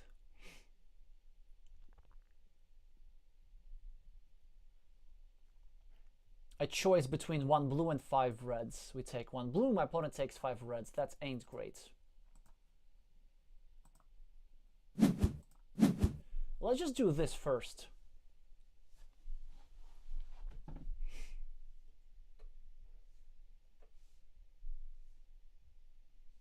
But actually, I think we might end up having the same thing, really.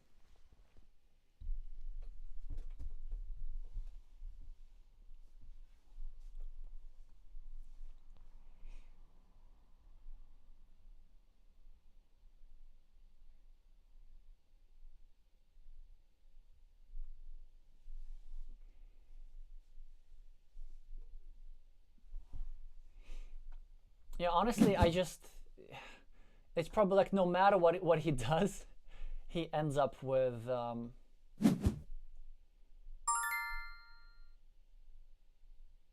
well. Is that the case though?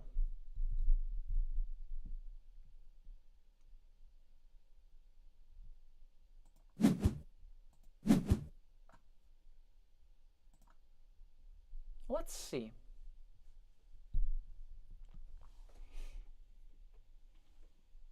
Oh wait, I think there was a slight mistake by me. I'm not sure. I'm not sure about anything anymore. But like the big question is, should we do the thing where we discard everything, where we discard all the reds? We might actually, because I'm barely making any points this round. Okay, let's see. Well, I will be making, so I have 2.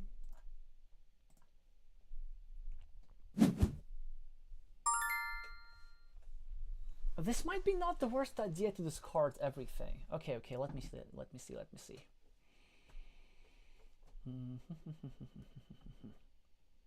They're gonna have 2, 3, plus 2, 5, 6. They're gonna have 5 points.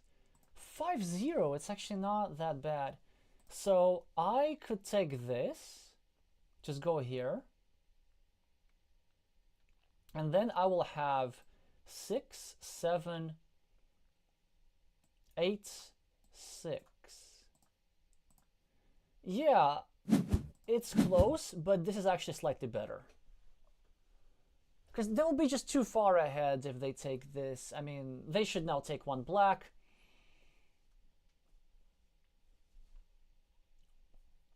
Yeah, and the reason why it's like slightly messed up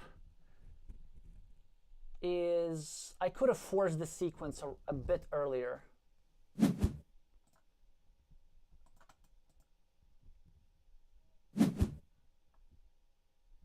So now I get end up with a blue instead of a black on row 1, but maybe it's not such a big problem because like I will be at 0 points anyway.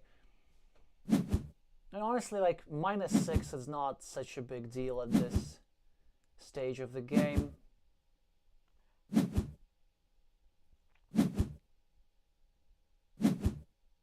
And now I have a row for proper blocking, which honestly, yeah, we should legit do that. Because now it will be a full point, and it's actually worth it. It's completely worth it.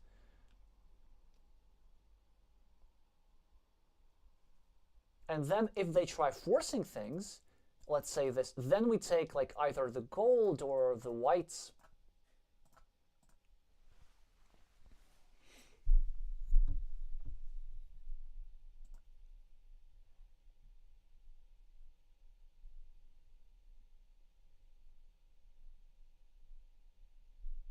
Maybe choosing black instead of red in row 1 decrease his demand on black later. But you see, but he has a lot of demands on red too. That's the thing. Because he needs red for row 5. Sunny was presumably referring to the final move of round 1. Yeah, and also actually I'm completely fine with that. I think I should just continue with this and just continue pressing.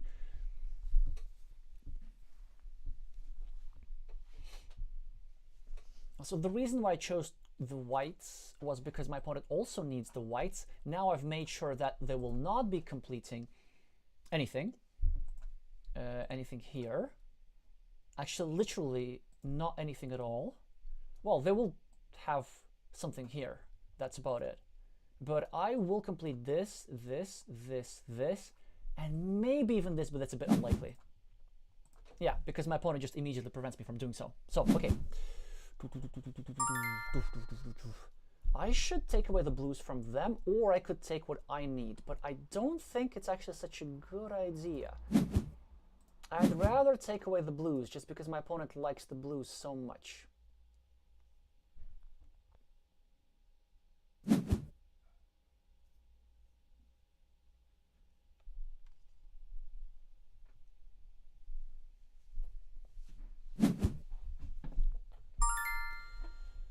Whew.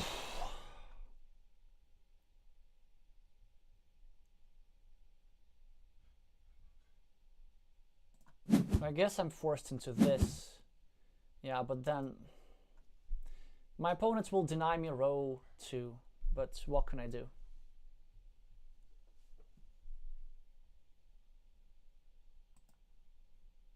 I could have also, of course, done this instead, but then my opponent takes 1 gold, I take this, my opponent takes 1 black, I lose row 1. So the main point is this can wait.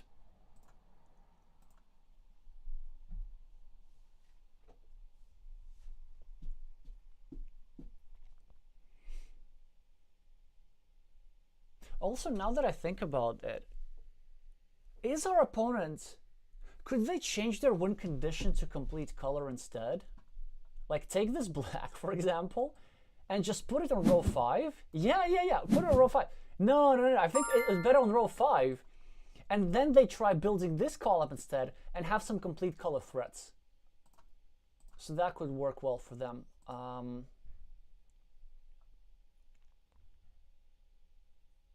Yeah, I'm not losing my row 1. It's too useful.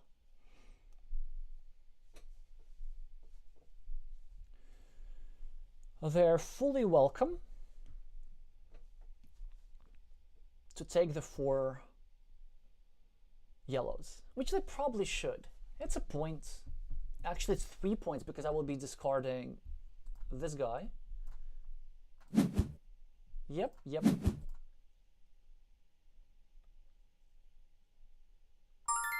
Still no regrets about this move, because had I not played this, they would be having 3 blues over here, which is of course worse for me.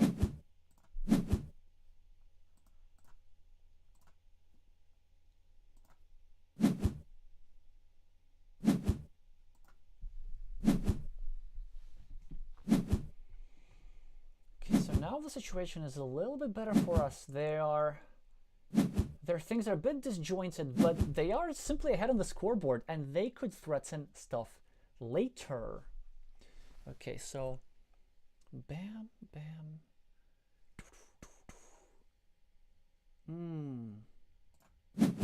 Well, I guess I need to just go for the jugular straight away. Make sure to force things a little bit. Yeah, that could work actually pretty well.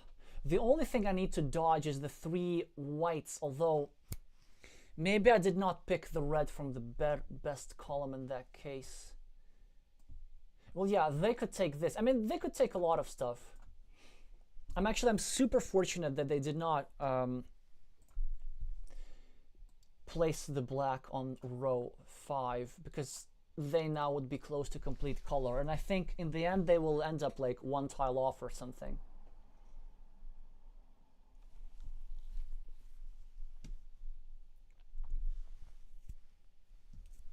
Actually, now I have another plan. If they take this, I can take this from my row 2, this here, and just survive small bits on the floor line.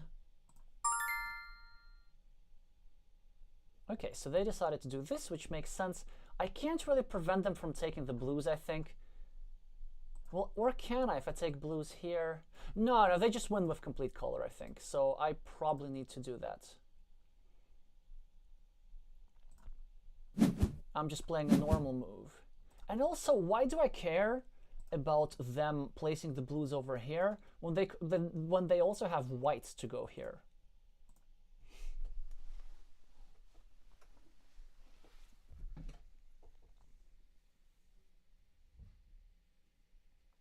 So in fact, I'm hoping that they're going to take some blues.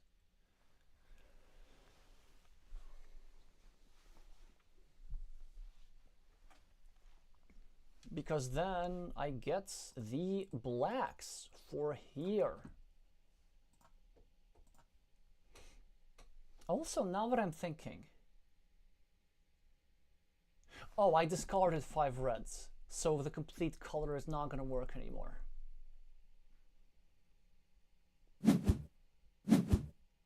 Yeah, okay, that's fine. We have to take this. We ain't allowing any complete colors here.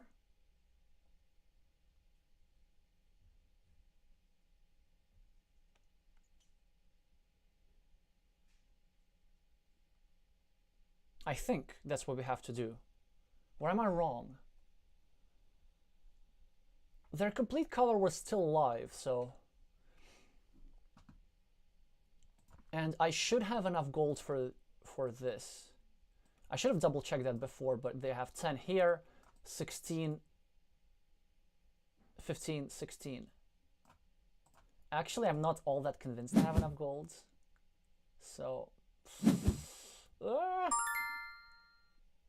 Which makes me think I need to actually take the golds right now. Well, that's the only way how I end up without stuff in my floor line, so... And they now take 2 blacks, probably for the bottom row. I take 1 blue, they take 2 blacks. But the issue for them is I think they're like 1 black short from complete color. and the column 5. And it is exactly the one black they chose to discard earlier.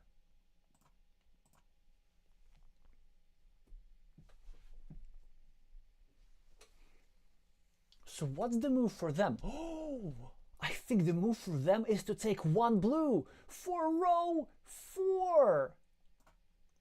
And then I'm kind of... No, no, no, don't do that, don't do that, don't do that, don't do that. Put it back, put it back, put it back. Ah, okay, well, we'll take it. But the thing with row 4 is that it was actually threatening another column. And the tiles were still there because there's still a sufficient number of blues remaining. Now, you see, the problem is we're kind of forced to take the blacks just to not to lose 5 points. But this row is clogged. So that's unfortunate.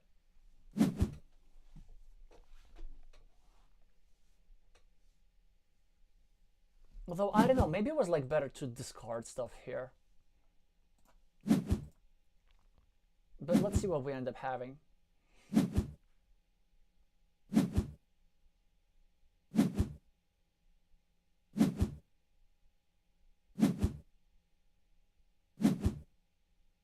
Well, we are quite a lot behind in points. I thought we could remedy that situation at some point, but we couldn't.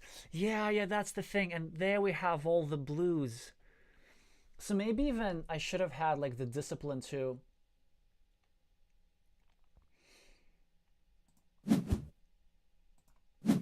get rid of the whites and threaten the blues. But anyway, at least we've got to be happy that my opponent's not finishing a column, which they absolutely would have.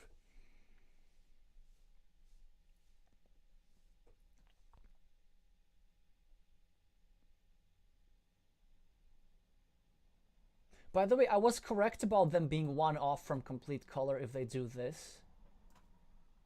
So fortunately, they figured round... Unfortunately for me, they figure out the end game of round 4. Yeah, and here I have to end the game, even though I probably will be losing unless they mess up, which I greatly hope that that will be the case.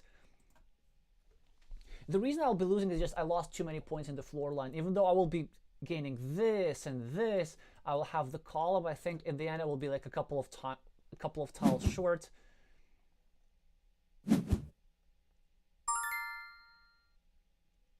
Okay.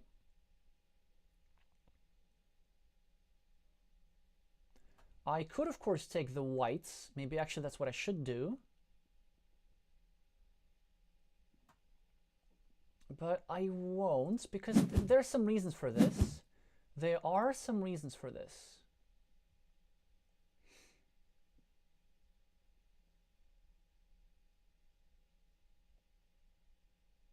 Well, the main reason is that I can maybe group all the blues so that they don't get a lot of bonus here.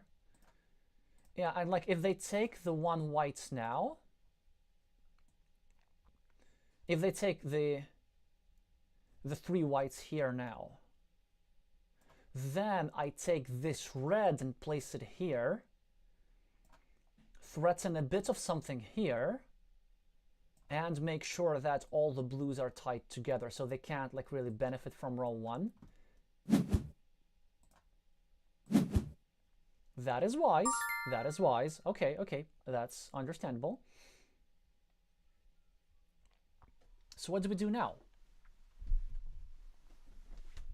What do we do with that? I could...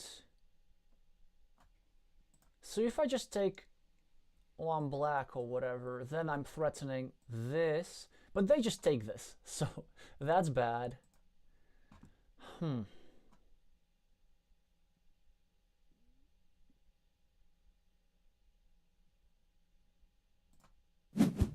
I think this is correct.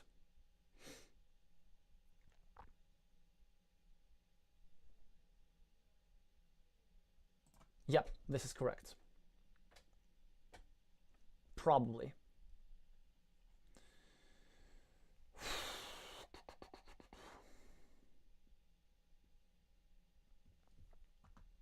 Just to deny them this row 3. And then they could end up with, like, if they take these blues, then I actually end up with something over here regardless, so that should be fine.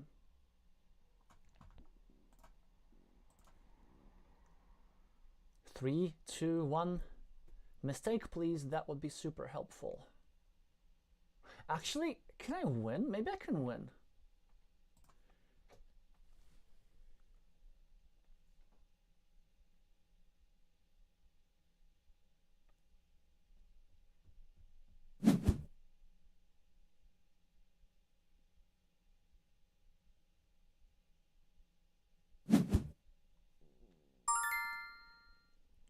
Okay, so yeah, that's understandable. But then, of course, I can't allow them the reds. So I take the reds, they take the blacks. Oh, but it's fine. Then we end up with sort of the same number of points in the floor line, right? No, they even get an extra point for the floor line, so that's nice. Yeah, so my main chance was to bank on all the blues being grouped together. Also, it was important that I didn't panic with these three whites, recognizing that if they take the whites, which are really good for them, then all the blues get grouped together, and then I get the 5 reds anyway. So I think that ended up working really well. Yeah, because they will end up not benefiting from these blues. I didn't count if I won or not. I actually might, because I have a column and they don't. So these are... But, yeah, probably in the last round, really, we could not have come closer. So, turns out too much stuff in the floor line is not good for us. This is the lesson from this game. Let's look at the stats real quick. So, points gained with complete tiles, yeah, points lost with floor line, and this column is not even, does not even help us.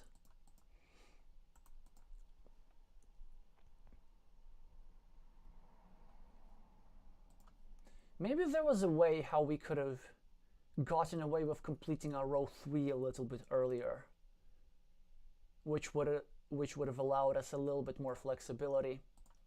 But anyway, that's what it is, so well done. The theme of today's stream is losing to Hong Kong players.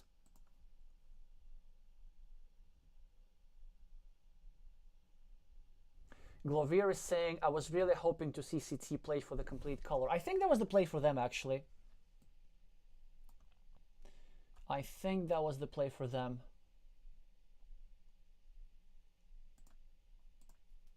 Well, anyway, I was going to end the stream, but I won't. Would have finished it with a win. So I'm going to play against a random opponent just to maximize the winning chances, because my viewers are too strong. But hopefully this is not an accident.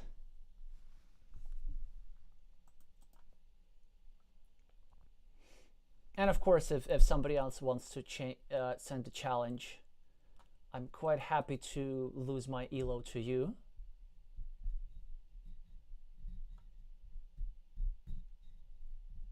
I mean, I'm not, but I am. Well, I mean, I don't like losing, but at least I know that the elo is in good hands if that happens. Better that that a viewer gets it instead of some rando. Yeah, so there will be one more game.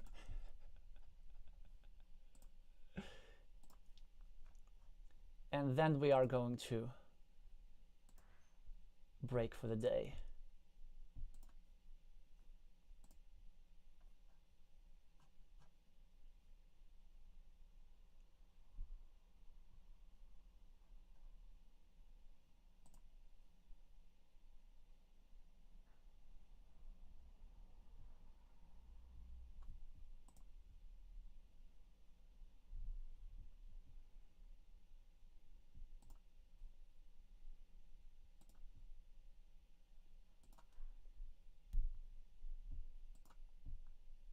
Okay, in the meantime, actually,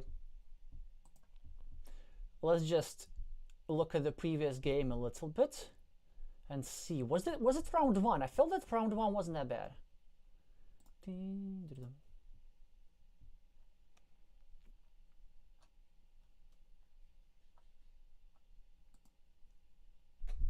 So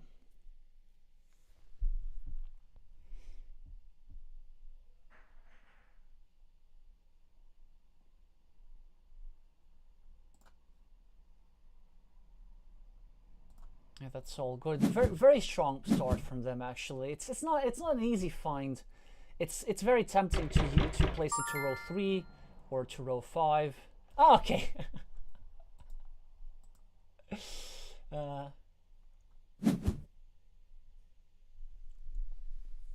Well, we are going to play another game. The reason why I'm making this weird move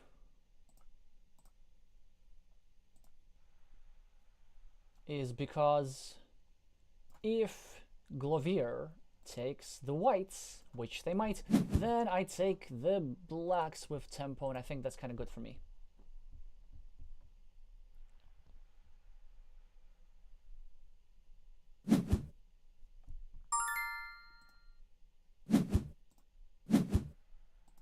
And then in some cases, I even end up with 3 reds over here.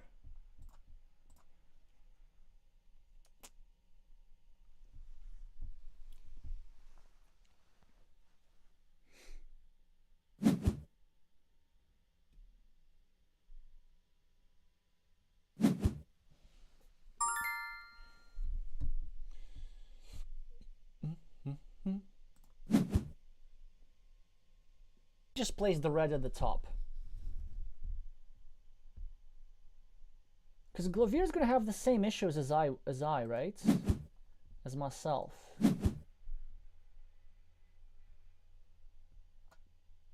Yeah, I think that's alright actually.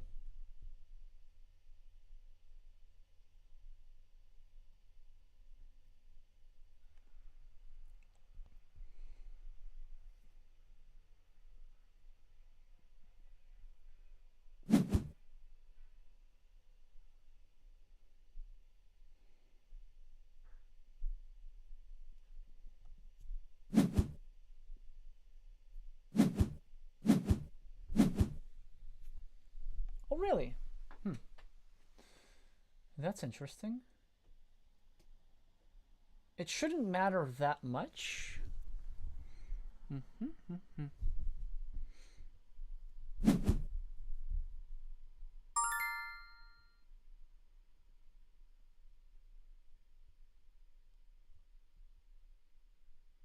So what's better?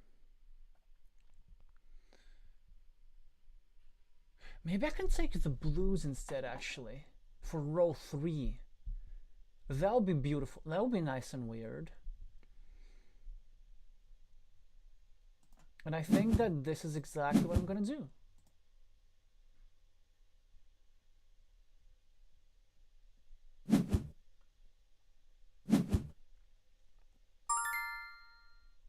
Then I get this for my row 2, even though that's a bit weird, but there's some logic to this. Even though it's disjointed, I get the first player tile, and I need the blacks over here. So I want to take care of my blacks as early as possible.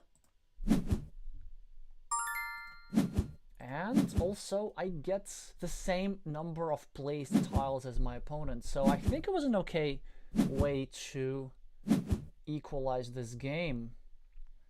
Because sometimes something like this might happen. Well, that wasn't too bad, was it?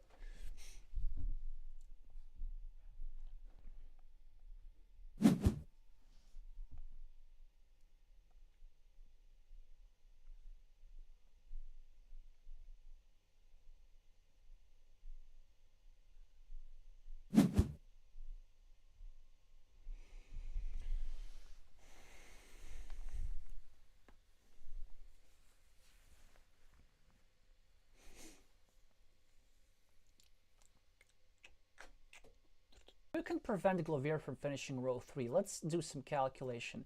we go here. I don't know, you take something like this. Then we do this. Then, dun, dun, dun.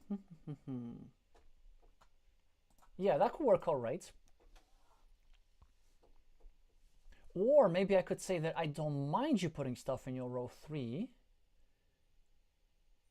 And maybe if I prioritize taking away this, so I just do this, and then what do?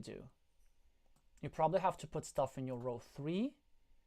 Then I take this, you take this, I take this, you take this. Something like that, something like that.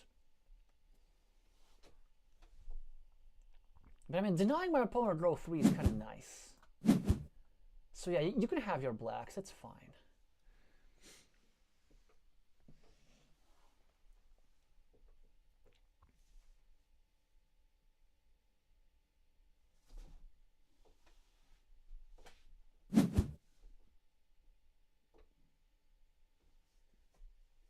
Maybe that's wrong. Maybe that's wrong.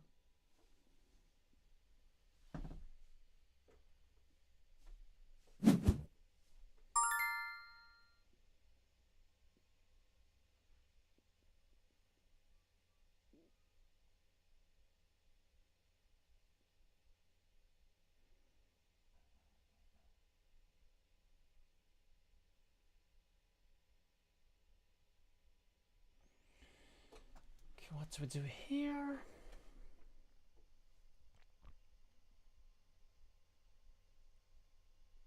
I think something like this actually is best.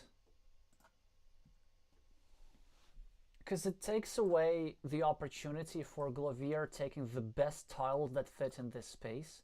I'm also continuing this quite optimally.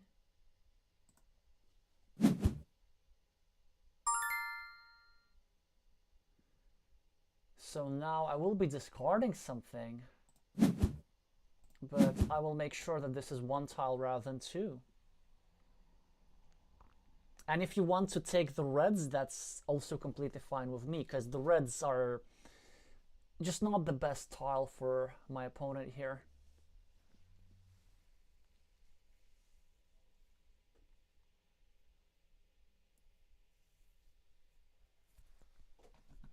Then the goal for the next round. Okay, that's fine, that's fine. It will be a bit disjointed for me, but it's also a bit disjointed for Glovier. And I'm now completely incentivized to use reds here and use gold here and continue like this. And then connect later down the middle.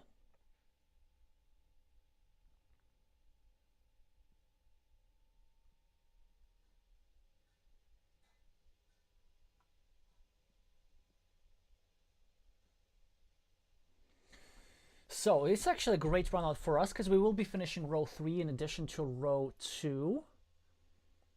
And I think the way we do that is something like this.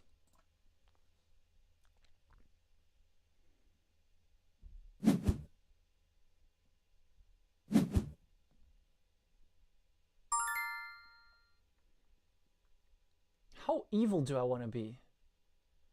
Normally being evil is a good thing, right?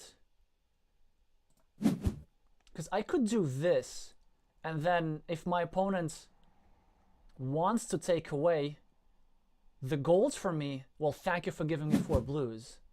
So I think it's pretty strong. And also I'm making sure that, thank you very much, I'll take it, I'll take it. Oh, I don't think it works.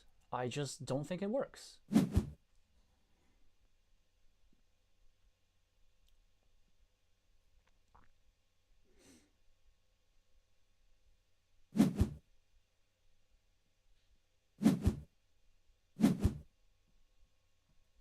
Yep, that's reasonable.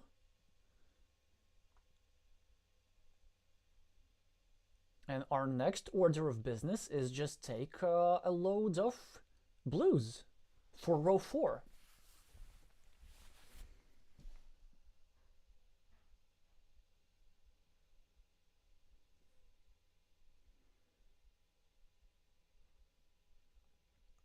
In some scenarios, I might have to sacrifice my row 2, but that just makes things more interesting.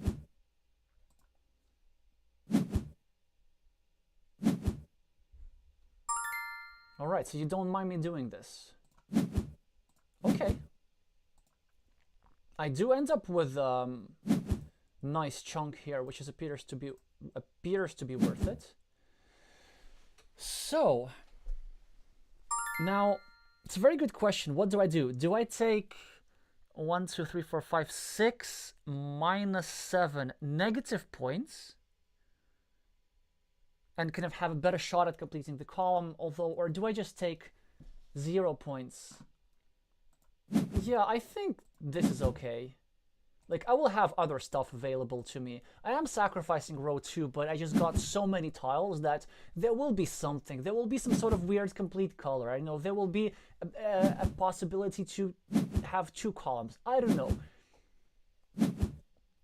But, like, it should spell out something good for me. For example, a second column.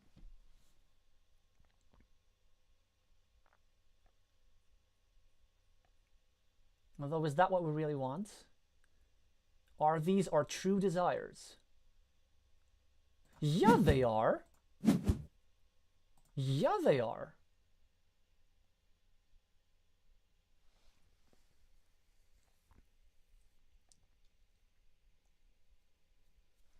You know, we end up with like gold here, blues here. Or actually, might even end up with blues here. Oh, but no, we have to end up with gold here. That's the key, actually. Because we need red here in the next round. So we don't have time to complete both columns. Yeah, that's pretty interesting, actually.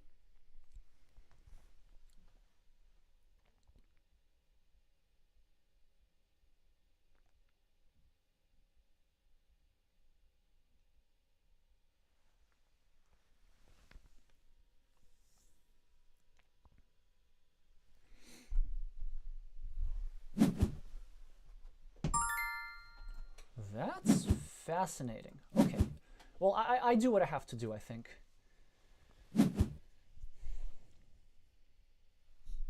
Yeah, my opponent takes the reds, which is understandable. Or do they? Actually...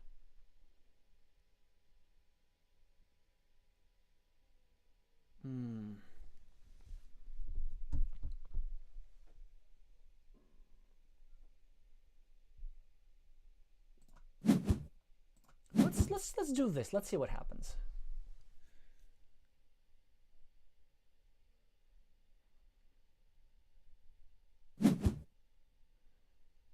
Yeah, I thought so. I mean, I had no way of preventing that. Now let's do this. My opponent will have to take the...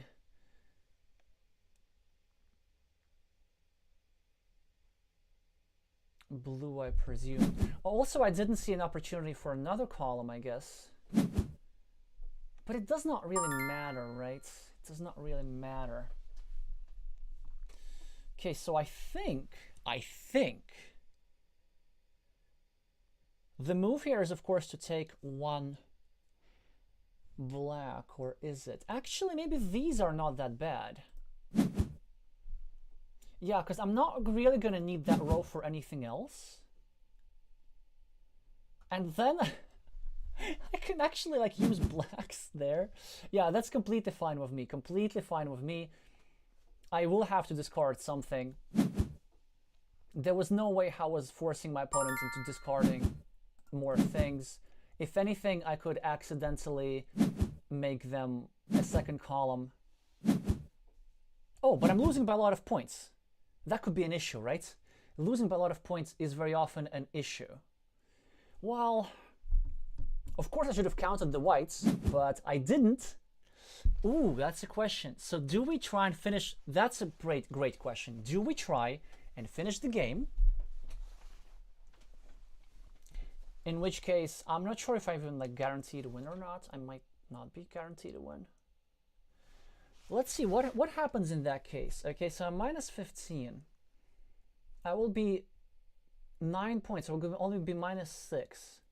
They take 7 here.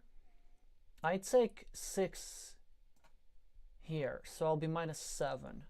I take like 6 here. They take 6 here. I think it's not enough. We gotta go for that column. And if they want to force things into round 6, they are welcome to do so. That's what I have to say about that.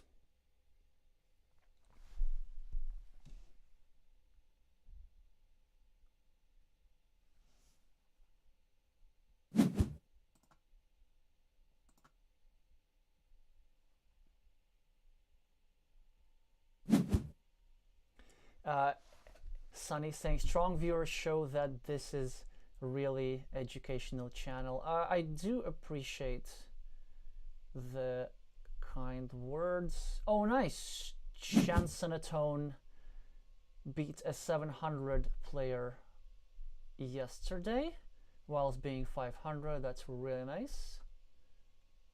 Okay.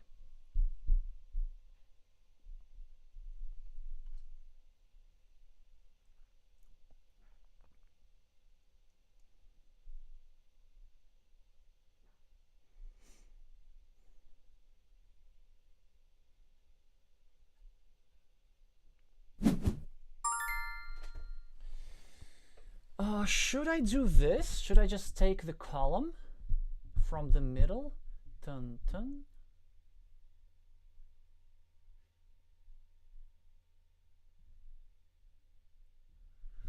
Wait a second. Maybe Glovier can finish the game productively. I think I should not let them do that.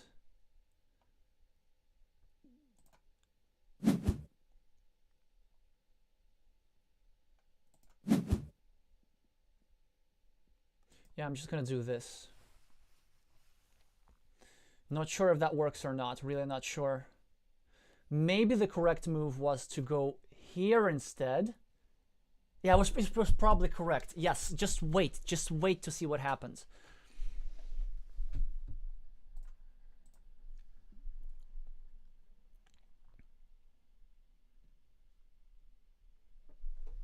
Because they could always...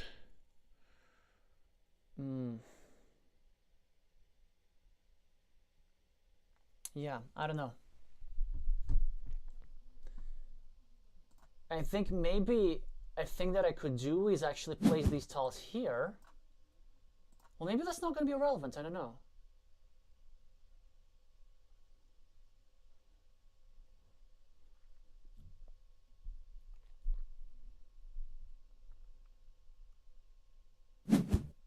Okay, now I think I know. If they do this, I do that, then that should work. Yes? I think that should work.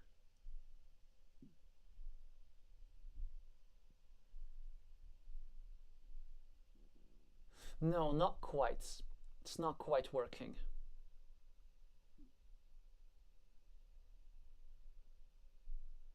Actually, I don't really care about my row 4 that much, do I? Yeah, maybe that's the thing.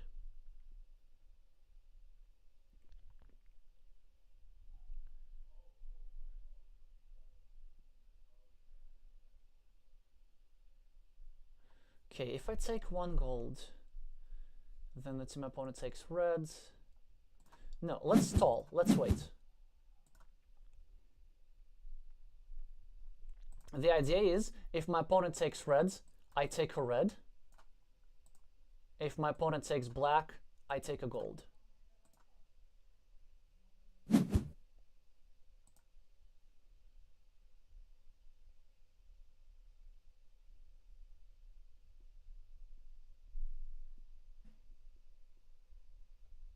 They're counting whether it's worth finishing the game.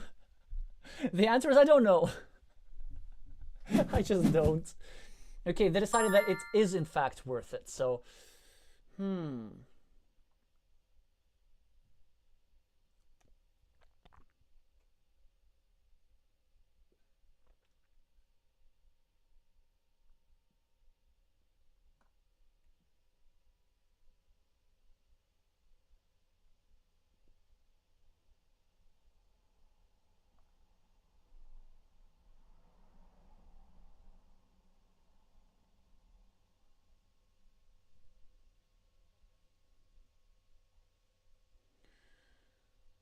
How do we do this?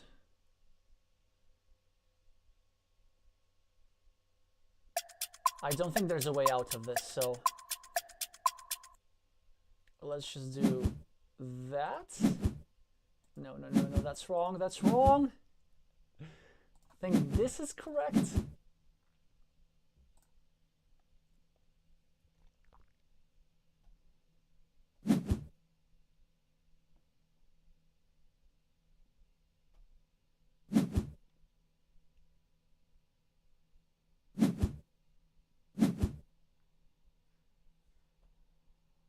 Yeah, I should be commenting a little bit more. I'm not sure. Yeah, okay, that's the thing.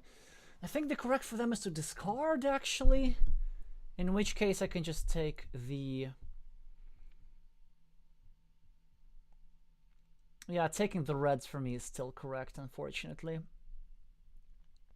Just a bit too much stuff on the floor line. Wow, they know that. They know that. Okay, so then this actually changes things. If I... Well, the red does give me a lot of points. The red gives me just boatloads. That gives me, like, not only 6, but also this. I don't have time to calculate. I think this is still correct. No, no, no. I'm losing so much. Wait. I can't. I can't take 12. I can't take minus 12. Because I will be only making...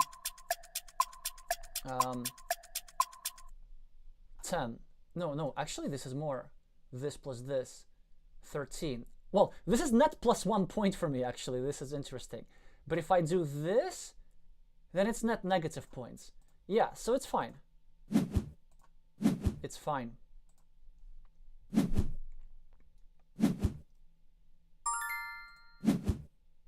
Yeah, it's unfortunate. Maybe I did something wrong. Maybe my best shot was actually to group all the blues as soon as possible. Because if my opponent ends up with 1 blue on row 1, and I end up here, like, something's not right.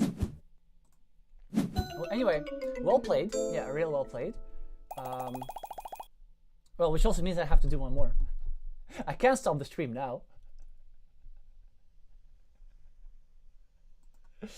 Yeah, not really showing a healthy example, but I will do one more game.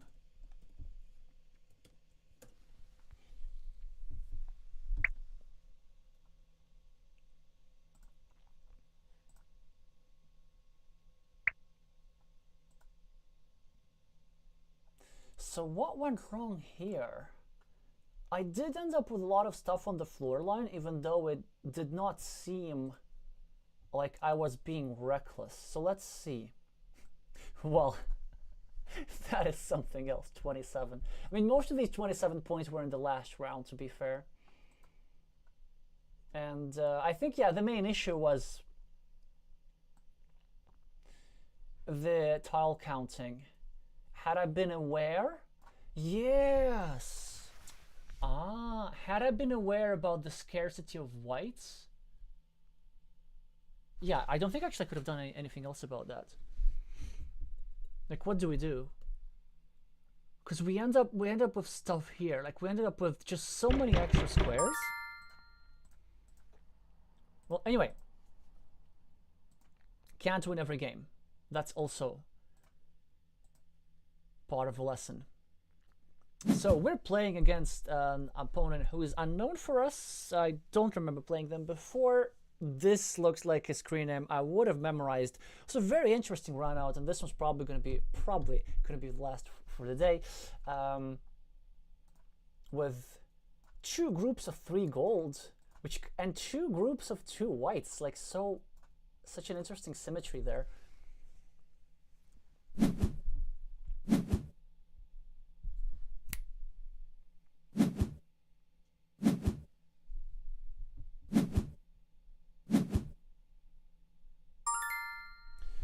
Actually, now that I think about this,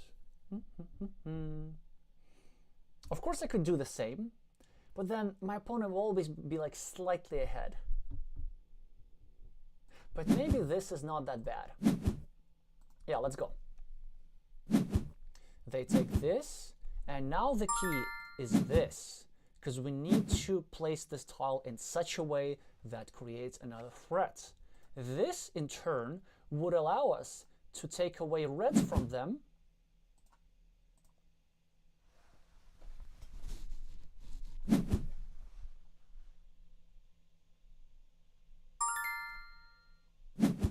And this, in turn, would make it quite hard.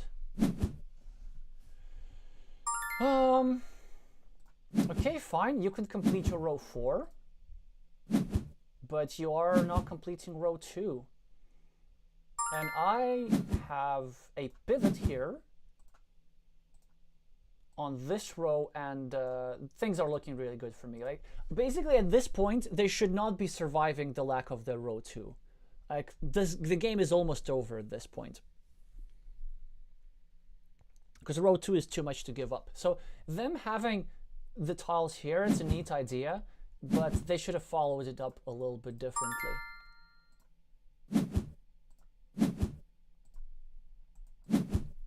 So like, when you sacrifice row 2, you gotta be sure that you have compensation. Even though it looks like we have the same number of rows completed, they will not be able to complete row 4 every single round.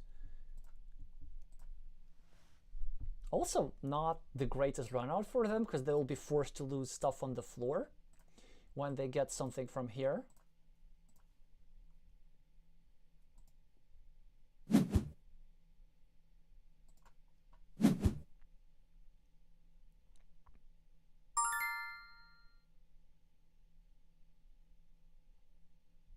I kind of have to do this, I guess, although it's a bit unpleasant to be doing.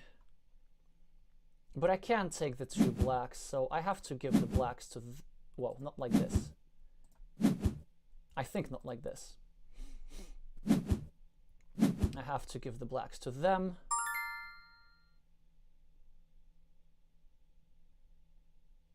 Yeah, and then I'll be having a couple of extra blacks.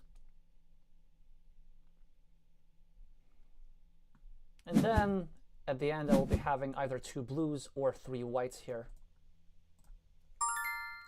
It kind of depends on what my opponent gives me.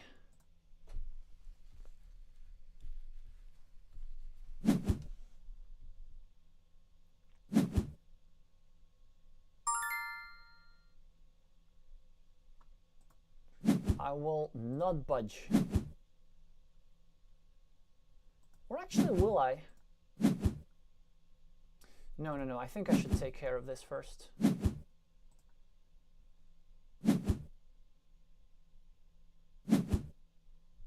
Huh.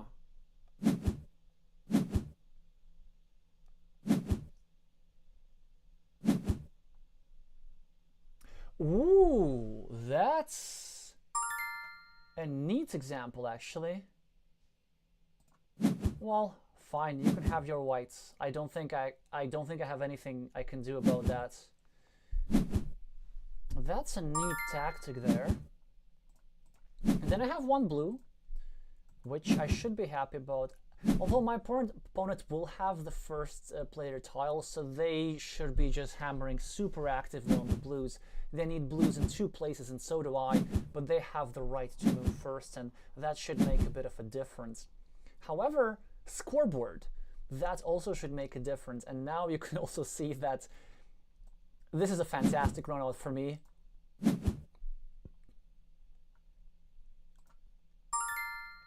Doesn't matter what happens now, I get to do this, and things are really good for me here.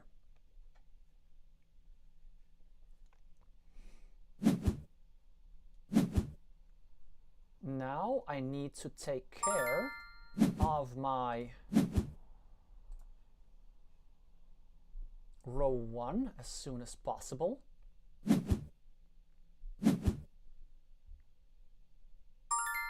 Then we make sure that my opponent cannot take... Oof.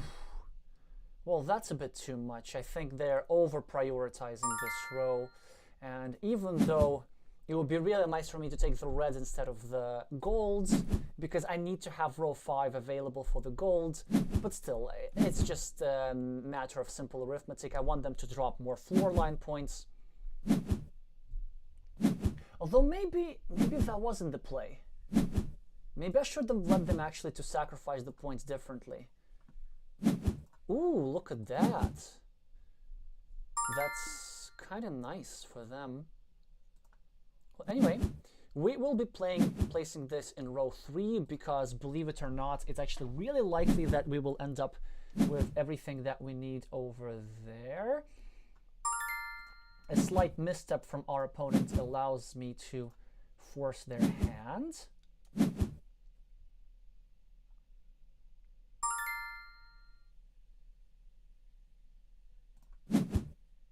Then we get to do this. They can't really do much about it.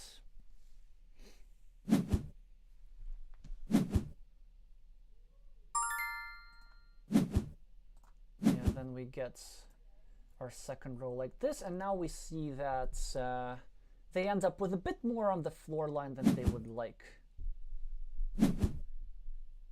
Oh, actually, they're also threatening another column. That's kind of not ideal. But you know, what are we going to do about that? That's really not ideal. Should we use a black here?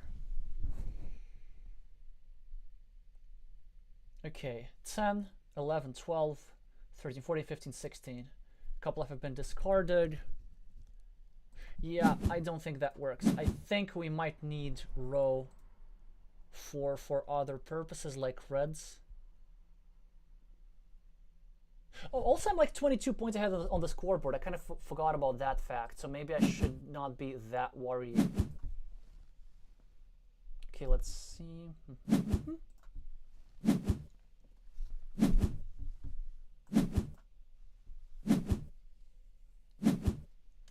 Yeah, so I'm 7 points ahead, and I don't think they're getting their column.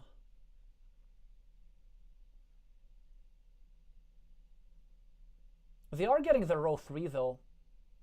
Ah, this one black, of course, would have been a good thing.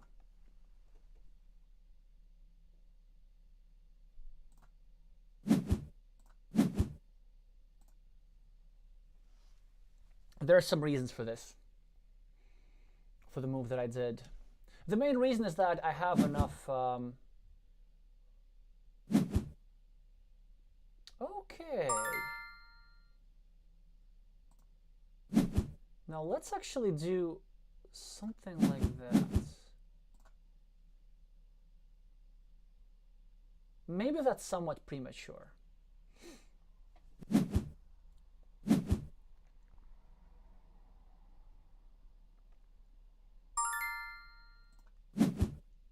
Yeah, but it has an idea. This move has an idea. It was to unify the two blacks and making sure that they're not 3 groups of blacks, but 2 groups of blacks.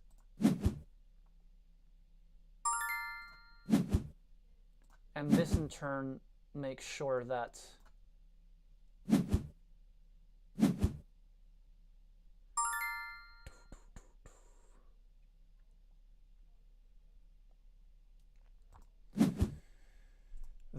our opponent is forced to drop something more in the floor line, and also that they're not able to complete this row. I did end up paying with my blues for it, but I think that's fine.